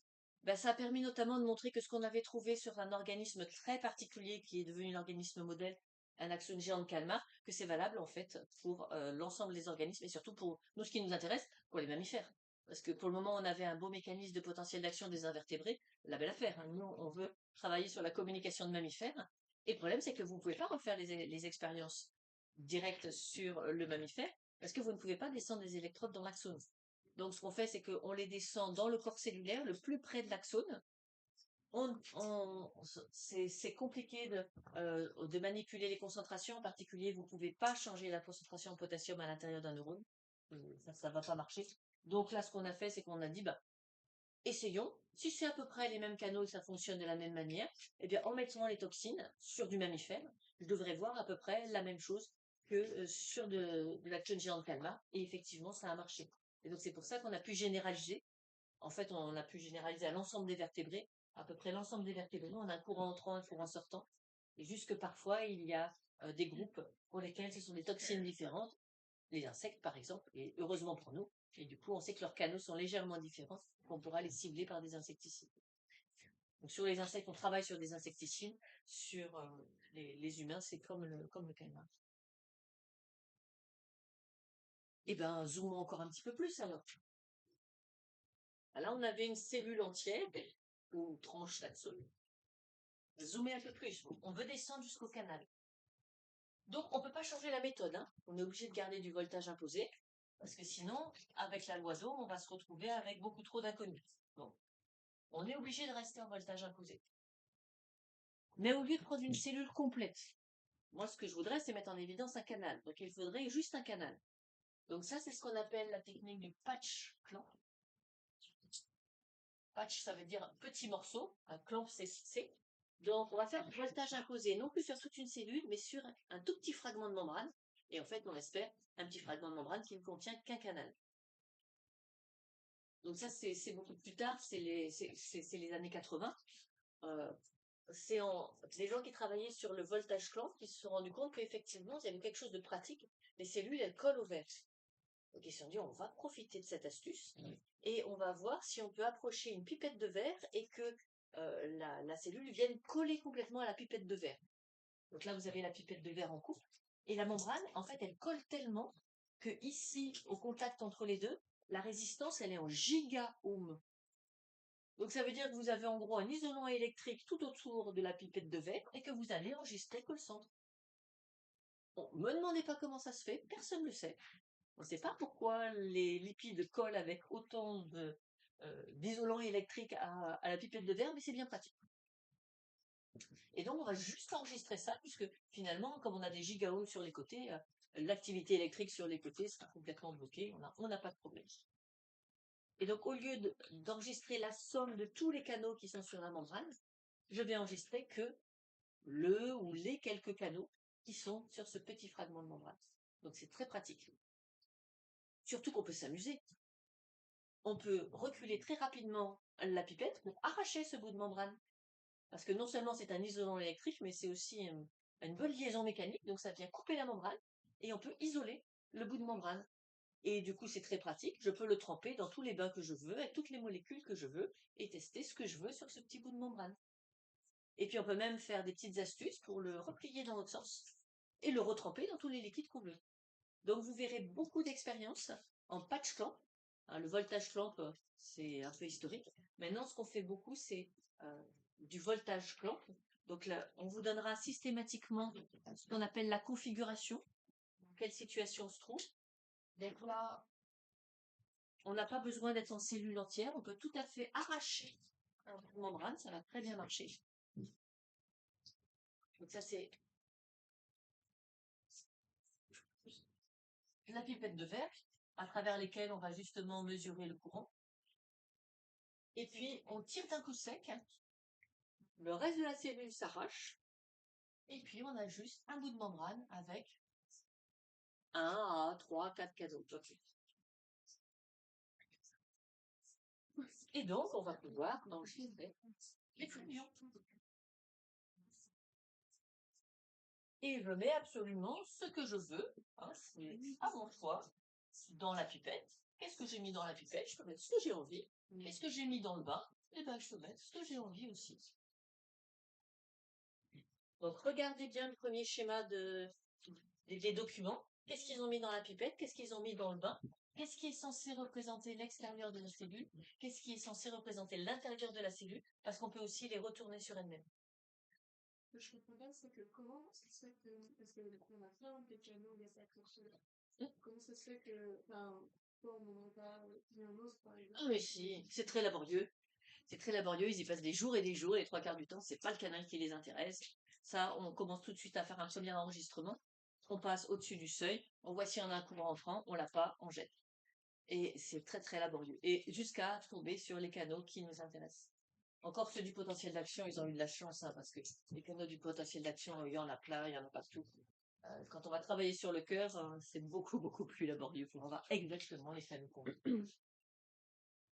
Donc c'est pas forcément très drôle de faire de l'électrophysiologie.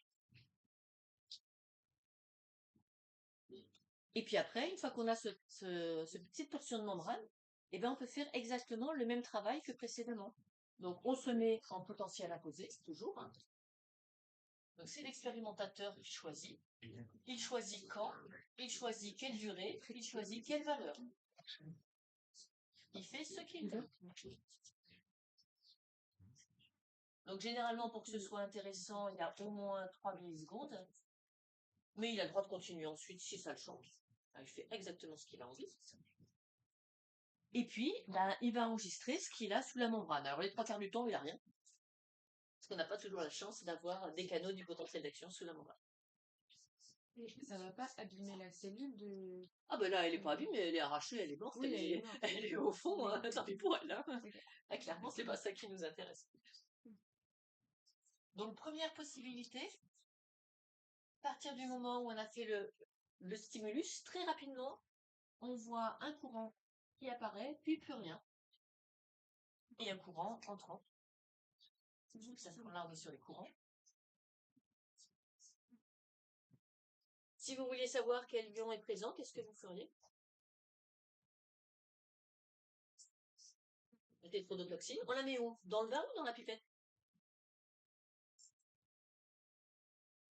Dans l'expérience initiale, on la mettait la tétrodotoxine, elle est à l'extérieur des cellules. Donc là, il faut la mettre où? Dans la pipette. Donc ça veut dire qu'il faut prévoir à l'avance. Il faut l'avoir mise dans dans la pipette, faire l'expérience. Et alors, ça c'était historiquement. Maintenant, on a des choses bien plus pratiques. On arrive à aspirer obtenu de la pipette et à remettre des choses. Donc on peut commencer avec normalement, puis injecter dans la pipette la tétrodotoxine, voir que il n'y a plus rien. Réaspirer pour se débarrasser de la tétrodotoxine, bien laver parce qu'elle agit à faible dose, et réobtenir le courant. Donc on a un courant entrant sensible à la tétrodotoxine. Donc on vient de mettre en évidence le courant sodique. Mais quand on a dit la toxine, elle est présente que chez le poisson fouillé ou... Que chez une bactérie hébergée par le fourgon. Du coup, c'est vrai qu'en fait, je caractérise, pardon. Mais en fait, on fouille les poissons fouillés pour récupérer les toxines ou...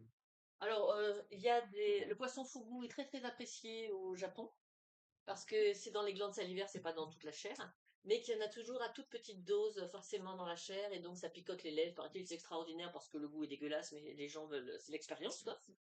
Donc il y a des chefs cuisiniers qui doivent être habilités parce que s'ils se trompent dans l'extraction des glandes salivaires, toute la clientèle est morte et instantanément, sans qu'on puisse faire quoi que ce soit. Et donc ceux-là, ils récupèrent les glandes, ils les gardent et les chercheurs peuvent y avoir accès. Alors quand il s'agit d'un canal, oui. L'habitude, là, c'est-à-dire, au bout d'une milliseconde, on injecte la toxine. Et non, c'est revenu. Alors on peut l'avoir injecté avant. Mais il agit qu'au bout de... Ah non, si vous voulez le faire avec toxine, il n'y a rien. Mais là, dans votre schéma, vous ne payez plus rien après, c'est qu'il a été injecté ou c'est juste... Non, c'est toujours comme ça. Toujours comme ça. On va faire un deuxième tracé pour montrer que les canaux, c'est probabiliste. Un deuxième tracé. Ça peut être le même canal, hein, pas besoin que ce soit un autre.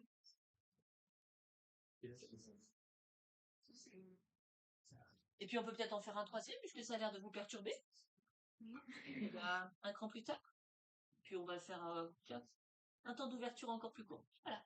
C'est juste l'entrée de... Et ça peut être le même, hein. Ça peut être le même canal qu'on enregistre 3 fois. Ah oui, il s'ouvre plus ou moins. C'est le canal. Alors, est-ce qu'il s'ouvre plus ou moins? Bah non, pour moi, il s'ouvre. Il s'ouvre plus ou moins, c'est que j'ai mal dessiné. Ah oui. Donc ça, l'amplitude du courant est toujours le même.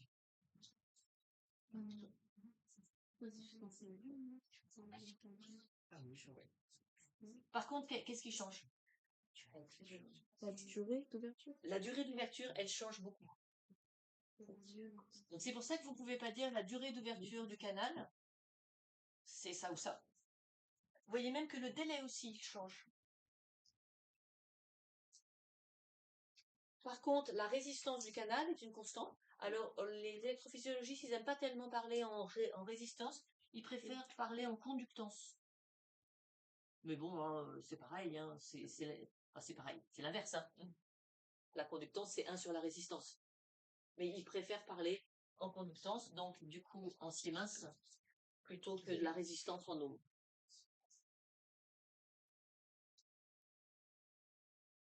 Donc vous voyez que quand on va devoir parler de canaux, vous ne pouvez pas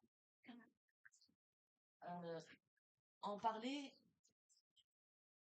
d'un canal tout seul. Un canal tout seul n'est pas représentatif. En fait, c'est un comportement probabiliste, c'est l'ensemble des canaux qui sont là qui vont faire le courant qu'on voyait à l'échelle de la cellule. Et ce qu'on voit, c'est que dans la première milliseconde, eh bien, ces canaux, ils se sont ouverts. Certains ont juste pris un petit peu plus d'électrons d'autres. D'autres se sont ouverts un petit peu plus longtemps que d'autres. Donc, ce qui va nous intéresser, c'est la probabilité d'ouverture du canal.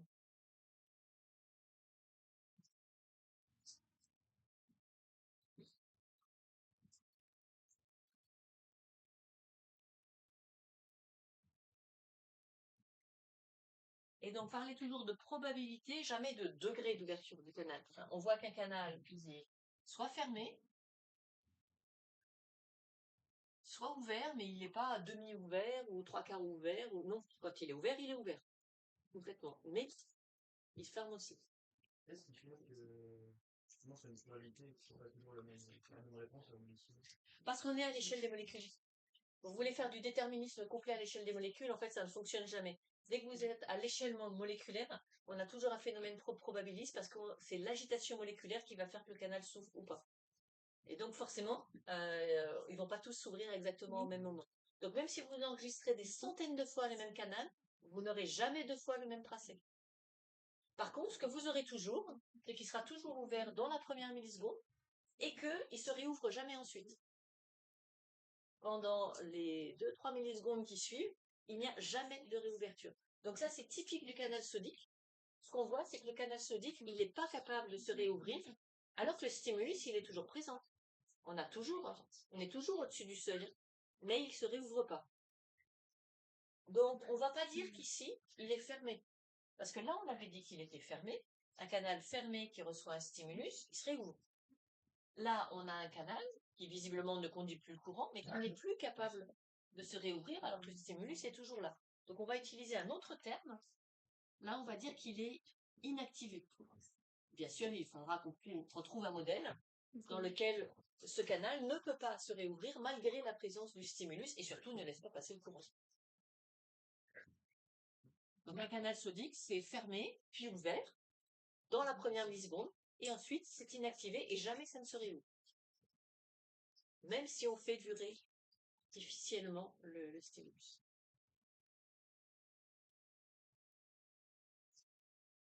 Donc ce qu'on aimerait savoir, c'est si cet enregistrement de canaux, est-ce que c'est représentatif de ce qu'on avait à l'échelle de la cellule? Donc ils ont enregistré 500 et ils ont fait la somme. Si vous additionnez les 500 canaux, vous retrouvez exactement le courant que l'on avait sur l'axiome Girand-Kalmar. Donc pourquoi est-ce qu'on a à l'échelle de la cellule, ça ne fait pas ça. Ça fait une augmentation progressive parce que tous les canaux ne sont pas pile ouverts au moment où le stimulus arrive. Il y en a qui prennent un petit peu plus de temps. Donc là, c'est le temps que tous soient ouverts. Et puis après, on voit qu'ils ne s'inactivent pas non plus tous à la même vitesse. Donc il y en a quelques-uns qui s'inactivent. Donc on va repartir, ça va faire disparaître progressivement ce courant. Et donc c'est justement la somme de ces petites variations qui fait l'augmentation du courant sodique, puis par l'inactivation, la disparition de ce courant sodique. Et donc, on n'a pas besoin d'autre chose qu'un canal sodique pour expliquer le courant à l'échelle de la cellule. Mais il n'est pas tout seul. Il faut que vous en imaginiez 500 qui fonctionnent de façon probabiliste pour avoir justement la forme du courant entrant et du courant sortant. Mais ça va nous simplifier le travail à l'échelle moléculaire. Ça veut dire qu'à l'échelle moléculaire, si je comprends le fonctionnement d'un canal, j'aurais compris le fonctionnement du courant à l'échelle de la cellule. Ça s'appelle un canal Canal sodique du potentiel d'action.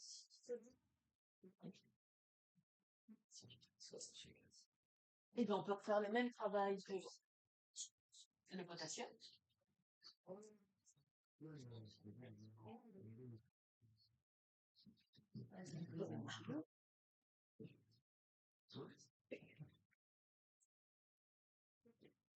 Alors, eux, ils mettent plus de temps à s'ouvrir par rapport au moment d'application du stimulus.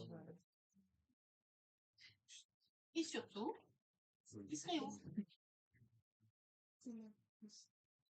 On peut en faire un deuxième, qui se réouvre plutôt comme ça. Comme ça. Comme ça. En fait, ça sert plus à retrouver ce qu'on avait fait à continuer. Non, ça sert à construire notre modèle. Au moment où vous avez des courants à l'échelle cellulaire, et vous ne savez absolument pas d'où ils viennent.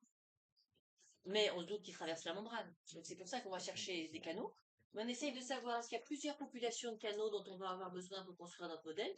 On a dit que le sodium, on va être tranquille. Comprendre le fonctionnement d'un canal va nous suffire. Ça veut dire qu'à l'échelle moléculaire, on va juste essayer de comprendre la structure du seul et unique canal sodique du potentiel d'action, ça suffira. Et donc on va forcément se poser la même question pour le potassium. Il doit traverser la membrane à travers un canal, forcément. On finit par arriver à le trouver, donc on vérifie qu'on est bien sur un courant sortant. Un courant qui a un délai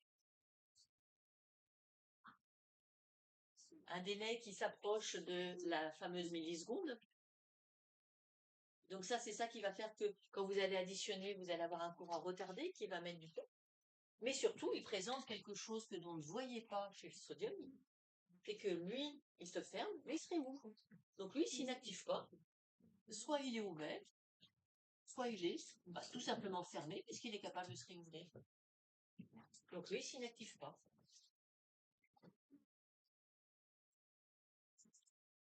Et lui, vous pouvez prolonger l'expérience autant que vous voulez, pendant des secondes et des secondes, il va continuer pareil. Il ne s'arrête jamais. Le canal sodique a un fonctionnement interne qui l'arrête, pour le moment on ne sait pas ce que c'est.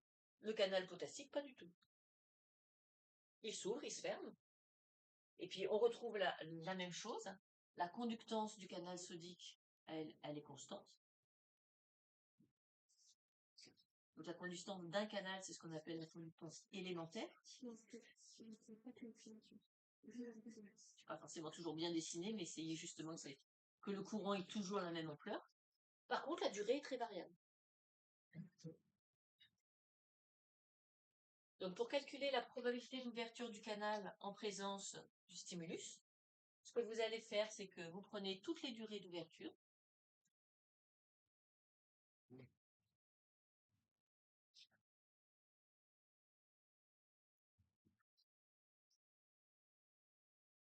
Sur le temps total d'application du stimulus. Donc pour nous, tout le temps pendant lequel l'expérimentateur s'est placé à 0,000 volts. Et vous obtenez comme ça la probabilité d'ouverture de ce canal en présence du stimulus.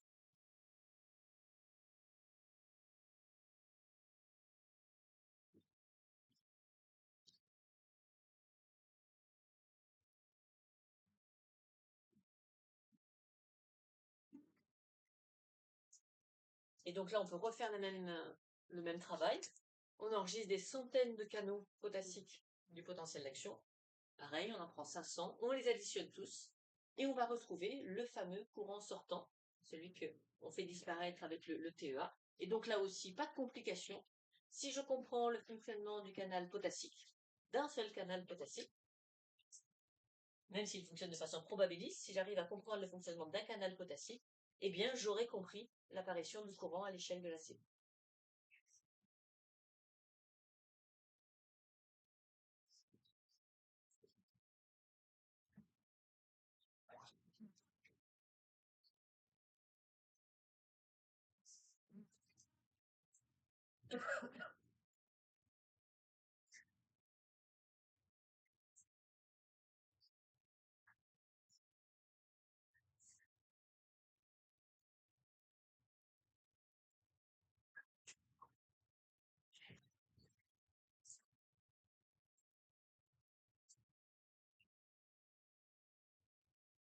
Donc on avait toute la membrane, maintenant on n'a plus qu'un canal. Et ça correspond à quoi ce qui se passe après les 3 millisecondes? Rien du tout. L'expérimentateur s'est amusé, ça n'a aucun sens. Ok. Puisque là, on a passé la durée du potentiel d'action, donc normalement, son effet a disparu. Ok. Mais l'expérimentateur, il s'amuse, il a le droit de faire ce qu'il veut. Et justement pour vous montrer que c'est l'expérimentateur qui impose et qui a le droit de faire des choses qui n'existent pas.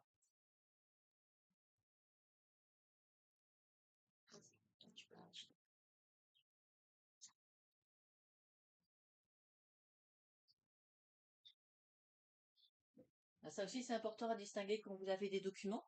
Qu'est-ce que l'expérimentateur a fait qui représente le réel et qu'est-ce qu'il a fait qui ne représente pas du tout le réel. On verra ça dans la courbe de saturation de l'hémoglobine avec l'oxygène. Il y a des parts qui représentent le réel, mais une bonne partie de la courbe ne représente pas le réel. L'expérimentateur a choisi des valeurs qui n'existent pas dans le corps, mais qui lui permettaient de comprendre le fonctionnement de la protéine. Ben là, c'est la même chose. La durée ici n'a plus aucune signification, mais elle nous permet de comprendre que le canal potassique ne s'inactive jamais.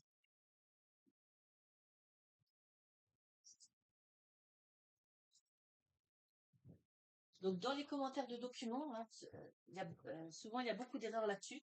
Donc, faites bien attention que si le voltage est imposé, vous ne devez jamais parler de variation de voltage. On doit systématiquement parler de courant.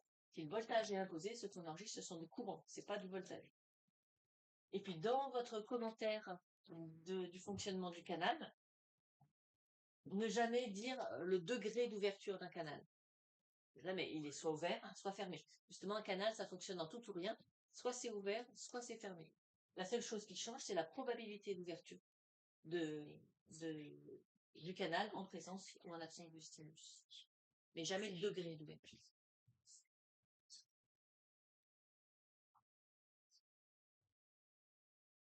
Donc ici, c'est le fameux enregistrement. On prend tous les enregistrements, on les additionne et on retrouve le courant tel qu'on l'a à l'échelle cellulaire. Donc ça, c'est la démonstration que ce ne sera pas la peine de se compliquer quand on va descendre à l'échelle moléculaire. Si je comprends le fonctionnement d'un canal isolé, je suis capable de reconstituer le courant qui traverse toute la membrane. Il suffit que j'imagine qu'il y a plusieurs centaines de canaux de ce type à l'intérieur de la membrane. Et donc, même chose pour le potassium, on peut de la même manière additionner tous les courants potassiques et retrouver le courant potassique. Donc finalement, on va simplifier notre problème. On était sur des variations de voltage sur une membrane, on est passé à des variations de courant sur une membrane, puis des variations de courant sur un canal, et donc finalement, on n'a plus qu'à s'intéresser à la structure des canaux. On simplifie progressivement, mais il faut que, dans un exposé, vous démontriez pourquoi on a le droit de passer d'un fonctionnement de DDP à une structure de canal.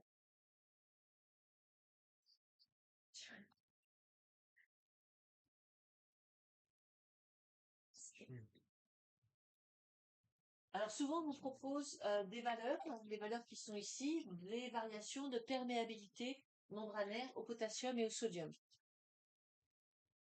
Ce graphe est de l'imagination. C'est entièrement reconstitué, c'est fictif. Parce que soit vous enregistrez les potentiels d'action, soit vous enregistrez les conductances. Mais maintenant que j'ai les conductances, je peux le faire. Maintenant que j'ai les conductances, je vais pouvoir deviner ce qui se passe à chaque étape du potentiel d'action. Donc, je veux savoir ce qui va se produire ici lors de l'apparition du potentiel d'action. Eh bien, j'enregistre soit à l'échelle de la cellule, soit j'additionne mes 300 courants et je saurai quelle est la conductance du sodium ici, au tout début, à ce moment-là. Et donc, je vais le reporter sur le graphe et je vais mettre la conductance ici. Puis après, je reprends les enregistrements que j'ai obtenus un cran plus loin et je reporte la conductance ici. Puis je reporte et ainsi de suite. Et donc, en fait, je vais utiliser le décours temporel ici pour reconstruire, mais de façon purement fictive, ce n'est pas une mesure, je reconstruis les variations de perméabilité telles que je les ai enregistrées en voltage imposé. Parce que je ne peux pas mesurer ces deux paramètres à la fois. Donc, c'est le temps ici qui me permet de superposer deux graphes obtenus par deux méthodes contradictoires. Je ne peux pas les avoir en même temps. Mais à un même moment, je sais ce qui se passe dans cette expérience de voltage imposé, je sais ce qui se passe dans cette expérience où je laisse varier le voltage. C'est pour ça que je vais pouvoir reconstituer ici les courbes de variation de sodium. Je refais pareil avec le potassium. Qu'est-ce qui se passe à ce moment-là? Et j'additionne toutes les conductances et je sais que j'ai telle conductance au potassium. Et ainsi de suite. Donc, la courbe ici de variation en fonction de variation de conductance du sodium et du potassium, en fait, elle a été obtenue par rapport au temps. Je l'ai reconstituée à partir du voltage imposé. Et donc, ça va nous permettre de comprendre ce qui se passe lors d'un potentiel d'action. Je reconstitue par le potentiel imposé que très rapidement, il y a augmentation de la conductance au sodium. Donc, le sodium peut rentrer. Par son potentiel d'équilibre, je sais que justement, il va avoir tendance à rentrer. Force électrique et force chimique le font rentrer. Ça dépolarise. Donc, effectivement, ça va expliquer la phase de dépolarisation. Ensuite, la conductance disparaît. Ça, c'est par l'inactivation. Les canaux qui se sont refermés ne se réouvrent plus. Donc, on a une partie du courant qui disparaît. Et effectivement, là, on voit au début le courant qui disparaît spontanément. Mais en même temps, il s'est passé autre chose.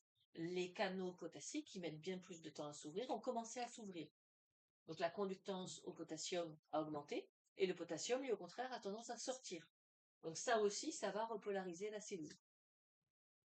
Et ensuite, la conductance au potassium continue à s'élever, donc la repolarisation continue.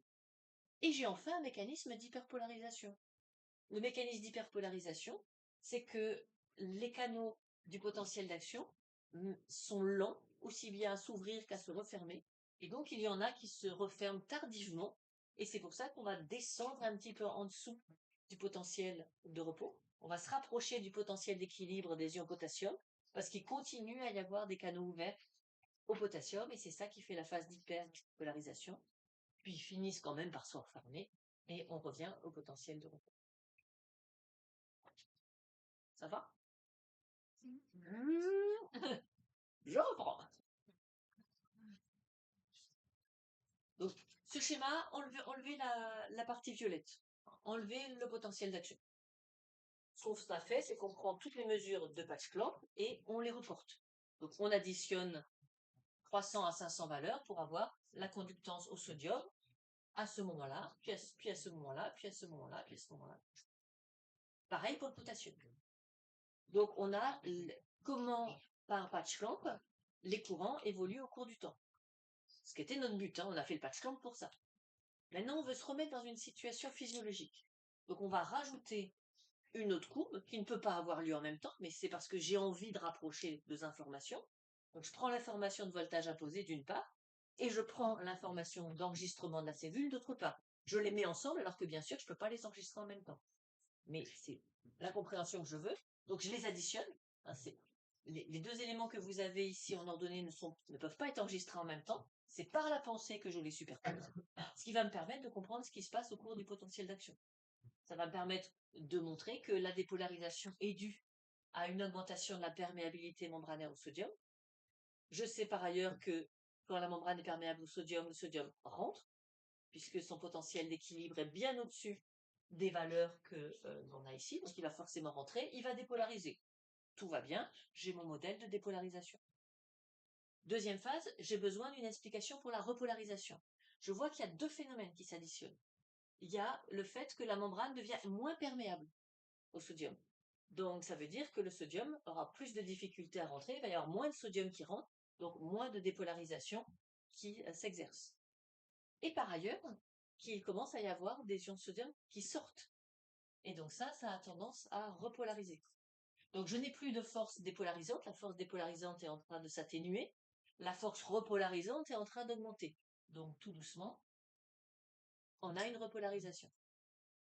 On a dit que les canaux au K+, ils n'étaient jamais inactivés, mais là, ils rentrent qu'à un certain moment. Du coup, c'est Si, je ne parle pas des canaux du potentiel de repos, ceux qui sont contrôlés par rien. Je parle des canaux du potentiel d'action, ceux qui sont déclenchés par le stimulus. C'est pas les mêmes, hein. Il y a deux types de canaux potassiques.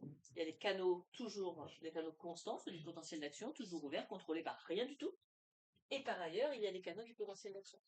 Là, il est clair que sous la pipette, on n'a pas un canal constitutif parce qu'il s'ouvre en réponse à un stimulus qu'il ne faisait pas avant. Donc, c'est pas les mêmes, hein. Pourquoi est-ce que cette conductance potassique, elle finit par disparaître, alors que en labo, elle disparaît jamais? En labo, elle disparaît pas. Et il n'arrête pas de se réouvrir. Oui, mais en labo, c'est l'expérimentateur qui a fait une dépolarisation continue. Là, qu'est-ce qui se passe? Au fur et à mesure que le potassium sort, il fait disparaître le stimulus. Donc en fait, c'est lui-même qui fait disparaître son stimulus, ce qui fait qu'il ne va pas se réouvrir, tout simplement parce que son stimulus a disparu. Donc le potassium a cette particularité de faire disparaître le stimulus qu'il a ouvert. Il est ouvert par la dépolarisation, mais lui-même il repolarise. Et donc à la fin, le courant potassique qui nous reste, c'est les canaux qui finissent par se fermer, parce qu'ils sont lents, et c'est ceux qu'on a lors de l'hyperpolarisation. Le stimulus était ici précédemment, là on a une dépolarisation, ça les a ouverts, ça a fait un courant potassique, mais s'ils se sont refermés, maintenant il n'y a plus de stimulus, donc ils se réouvriront pas une fois de plus. Donc c'est normal que le courant disparaisse ici en vrai, quand il ne disparaît pas en labo. Oui, Jeanne, tu avais une perplexité. La courbe violette, c'est la résultante de la jaune et la bleue ou c'est juste Ah non, qu'on appelle ça? voilà, on a superposé ça Ouais, c'est sur le- et ça. Ok. Mais comme U égale RI, bah oui, Bah, forcément. forcément. Ça va mieux? Donc ça, c'est le schéma clé, mais il faut que vous puissiez argumenter d'où viennent les différentes conductances.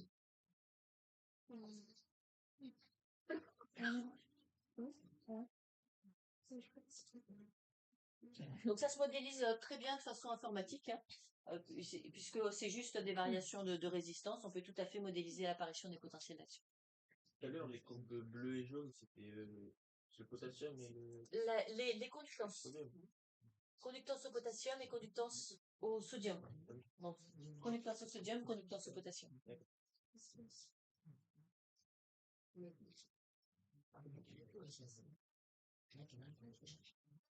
Donc là, c'est ce à quoi on voulait arriver du point de vue moléculaire. On voulait arriver à montrer que travailler sur le potentiel d'action, ça pourrait complètement s'expliquer par la structure de deux canaux. C'est pour ça qu'on pourra s'en contenter. Et donc, bien sûr, maintenant, notre objectif, ça va être de faire la relation structure-fonction. Comment est-ce que la structure des canaux du potentiel d'action explique toutes les caractéristiques que l'on a enregistrées en patch clamp, puisque c'est les caractéristiques du patch clamp qui expliquent le potentiel d'action.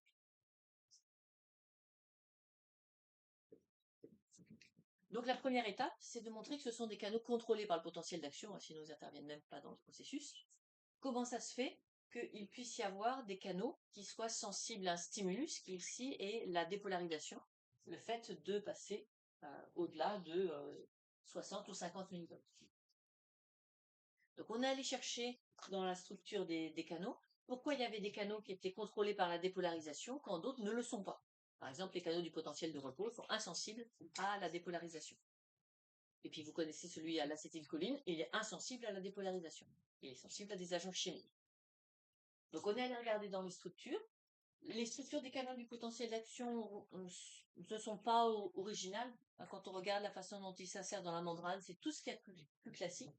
On a des hélices alpha transmembranaires avec des chaînes latérales hydrophobes qui viennent les insérer dans les lipides.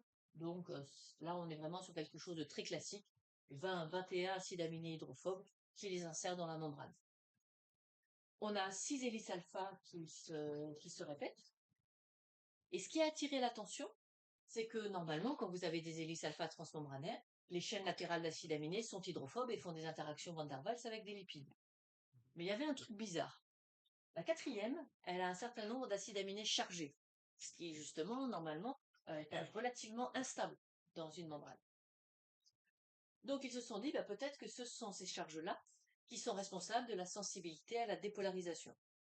Donc ils sont allés faire de la mutagénèse dirigée, enlever des charges à l'intérieur de cette hélice 4, et plus vous enlevez de charges positives, plus il va falloir injecter un courant intense, plus il va falloir faire une dépolarisation intense pour pouvoir obtenir les courants que l'on enregistrait en patch clamp. Donc quand on enlève des charges positives ici, eh bien, on perd la sensibilité à la dépolarisation qui fait qu'il s'ouvre en réponse à cette dépolarisation. Donc c'est pour ça qu'on va proposer que l'hélice S4, ce soit ce qu'ils appellent le détecteur de voltage, en fait le détecteur de dépolarisation. Et ils ont même réussi, c'est une expérience extrêmement compliquée, ils ont mis dans un liquide où on a enlevé toutes les charges possibles pour essayer de mesurer le tout petit déplacement de charge qui existe quand on dépasse le seuil. Et ils ont réussi à enregistrer un transfert de charge entre l'intérieur et l'extérieur de la membrane qui correspondrait à une rotation de cette hélice alpha qui va faire dépasser des charges positives d'un côté. Et donc ça donne l'impression qu'il y a une charge qui est passée d'un côté à l'autre de la membrane. Donc on peut mettre en évidence ce changement de conformation en réponse à une dépolarisation par une rotation de l'hélice alpha numéro 4 sur elle-même. Donc là on a un très joli modèle. Dès qu'on passe le seuil, les hélices alpha numéro 4 tournent dans la membrane, font un changement de conformation. Après, on va proposer quelque chose que vous connaissez bien pour les protéines. Quand vous avez un élément de la protéine qui change de conformation, à cause de toutes les interactions faibles qu'elles ont entre eux, le reste va a priori changer de conformation. Donc on aurait une conformation ouverte en réponse à cette hélice alpha et une conformation fermée. Pour que ce modèle soit bon, oui. J'ai pas compris juste, il y a un changement de conformation seuil, quel seuil? Le seuil qui induit l'ouverture des canaux sodiques et potassiques. Et ces changements de conformation, il a fait quoi? Eh bien, a priori, on se doute que c'est ça qui va déclencher l'ouverture, puisque c'est le seuil qui déclenche l'ouverture. Mais pour le moment, on ne sait pas ce que ça veut dire ouvert, mais on imagine que c'est ça. Mais on avait repéré que les canaux sodiques, ils s'ouvraient presque tout de suite. Que les canaux potassiques, ils mettaient un certain délai, presque une milliseconde, avant de s'ouvrir. Donc si notre modèle est bon, ils ne doivent pas avoir la même hélice S4. On s'attend, la prédiction du modèle, c'est qu'il doit y avoir moins de charges positives sur l'hélice S4 du canal potassique que sur l'hélice S4 du canal sodique. Et bien ça marche. C'est exactement le cas. Il y a beaucoup moins de charges positives sur l'hélice S4 du canal potassique. Il y en a quand même, hein, ce qui fait qu'il est sensible au voltage, mais que ce sera beaucoup plus difficile en fait d'avoir ce changement de conformation.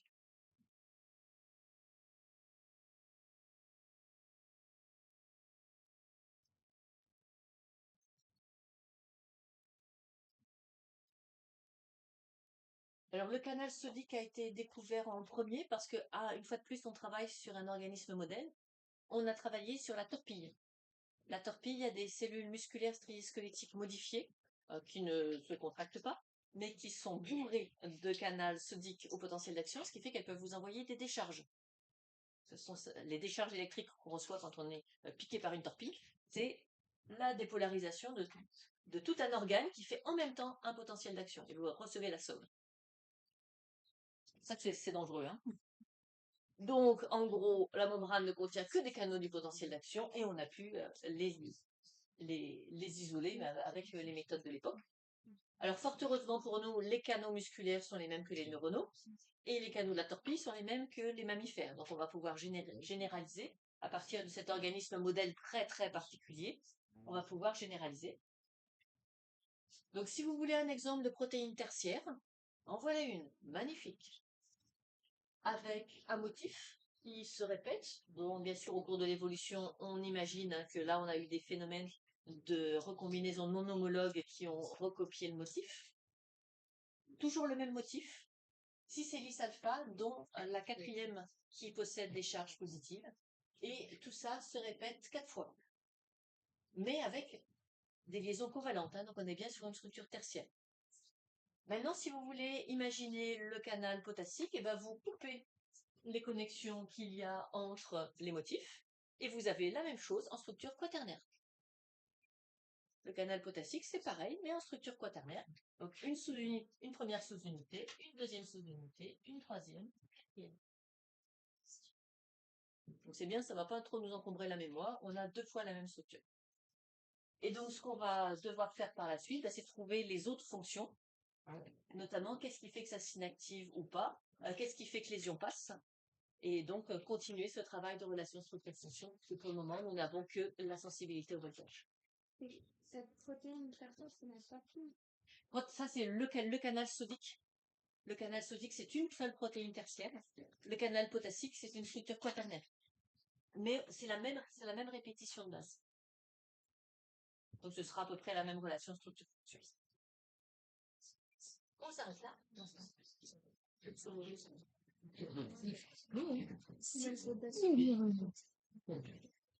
J'aime pas trop ça. Ah non, ça m'intéresse. Vous n'êtes pas le redire pour me poser des questions. Ouais. Oui.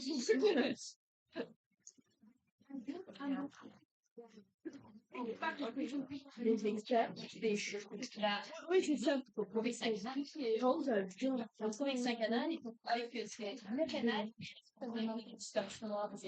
Le phénomène particulier de l'activation. Bah oui, En fait, il ne peut pas se réaliser.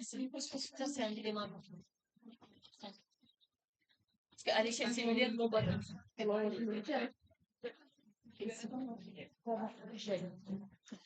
J'ai peur de ne pas avoir ma clé. On ne peut pas le réactiver. Mais on va voir que justement, il y a un TPD qui fait la fréquence maximum de potentiel. Le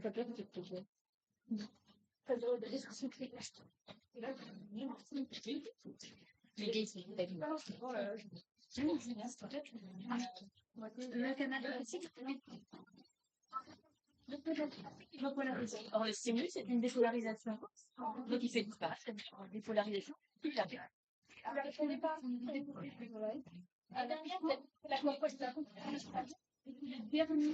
ils mettent trop blanc. Voilà ce que je pense.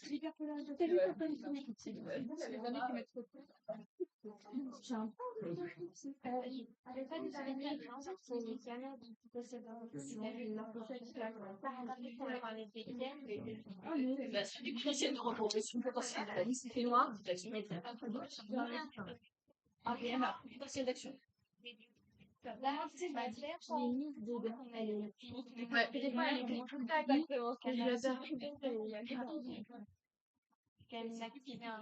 Ah non, non. Inactivé, ça veut dire un canal qui a été ouvert ne peut pas se ouvrir. Juste ça. Ça que ça veut dire inactivé. C'est très très précis. Non, mais ça dit. s'ouvrent qu'une fois. Ils s'ouvrent une fois, et une fois qu'ils sont ouverts, ils passent dans un nouvel état inactivé dans lequel ils ne peuvent pas s'ouvrir. Et c'est environ au prochain Au programme. prochain potentiel d'action. D'accord. Alors qu'eux, ils s'ouvrent plusieurs fois par potentiel d'action. Et donc, où il y a la stimulation, il se réouvre. Ok. Donc, dans la phase de repolarisation, il peut s'ouvrir 2, 3 fois, mais après, ça va s'arrêter là, parce que comme il repolarise, bah, ici, le stimulus, il a disparu. Donc, il se réouvrira pas une 4e fois. D'accord. Et les canaux du potentiel de repos, eux, c'est quand qu'ils vont Bah, uniquement ici. Et eux, ils ont un effet tellement faible sur la conductance que, en fait, dans Patchcamp, quand tu les enregistres, t'as rien, quoi. Dans le bruit de fond, tu ne vois rien. Et eux, ils vont passer quoi? Du potassium. Je comprends pas. C'est super bien. Imagine, t'as une membrane perméable à rien. Mhm. Ta DDP, elle est à 0. Oui. Donc, si on n'est pas à 0, c'est que la membrane, elle laisse passer quelque chose. Oui. Elle laisse passer quelque... Ah, Pour mais voir ce oui. qu'elle laisse passer, tu regardes ce qui est le plus proche du potentiel d'équilibre. On est presque au potentiel d'équilibre des ions de potassium. Donc, ce qui passe au repos, c'est forcément des ions de potassium. Ok. Ça va. Donc là, ils font passer des ions de potassium pendant qu'on est au repos. Et quand on a... Mais 3 fois rien, hein, là. Oui. T'as 3-4 ions qui passent la membrane, hein. D'accord. Et à partir du moment où on a le signal, ils font quoi? Eux, ils arrêtent ou ils continuent? Oui, ils restent comme ça. Eux, c'est Oui. des canaux toujours ouverts, Ok. hein. Ils sont contrôlés par Ok. rien. Ça va, merci. Ok.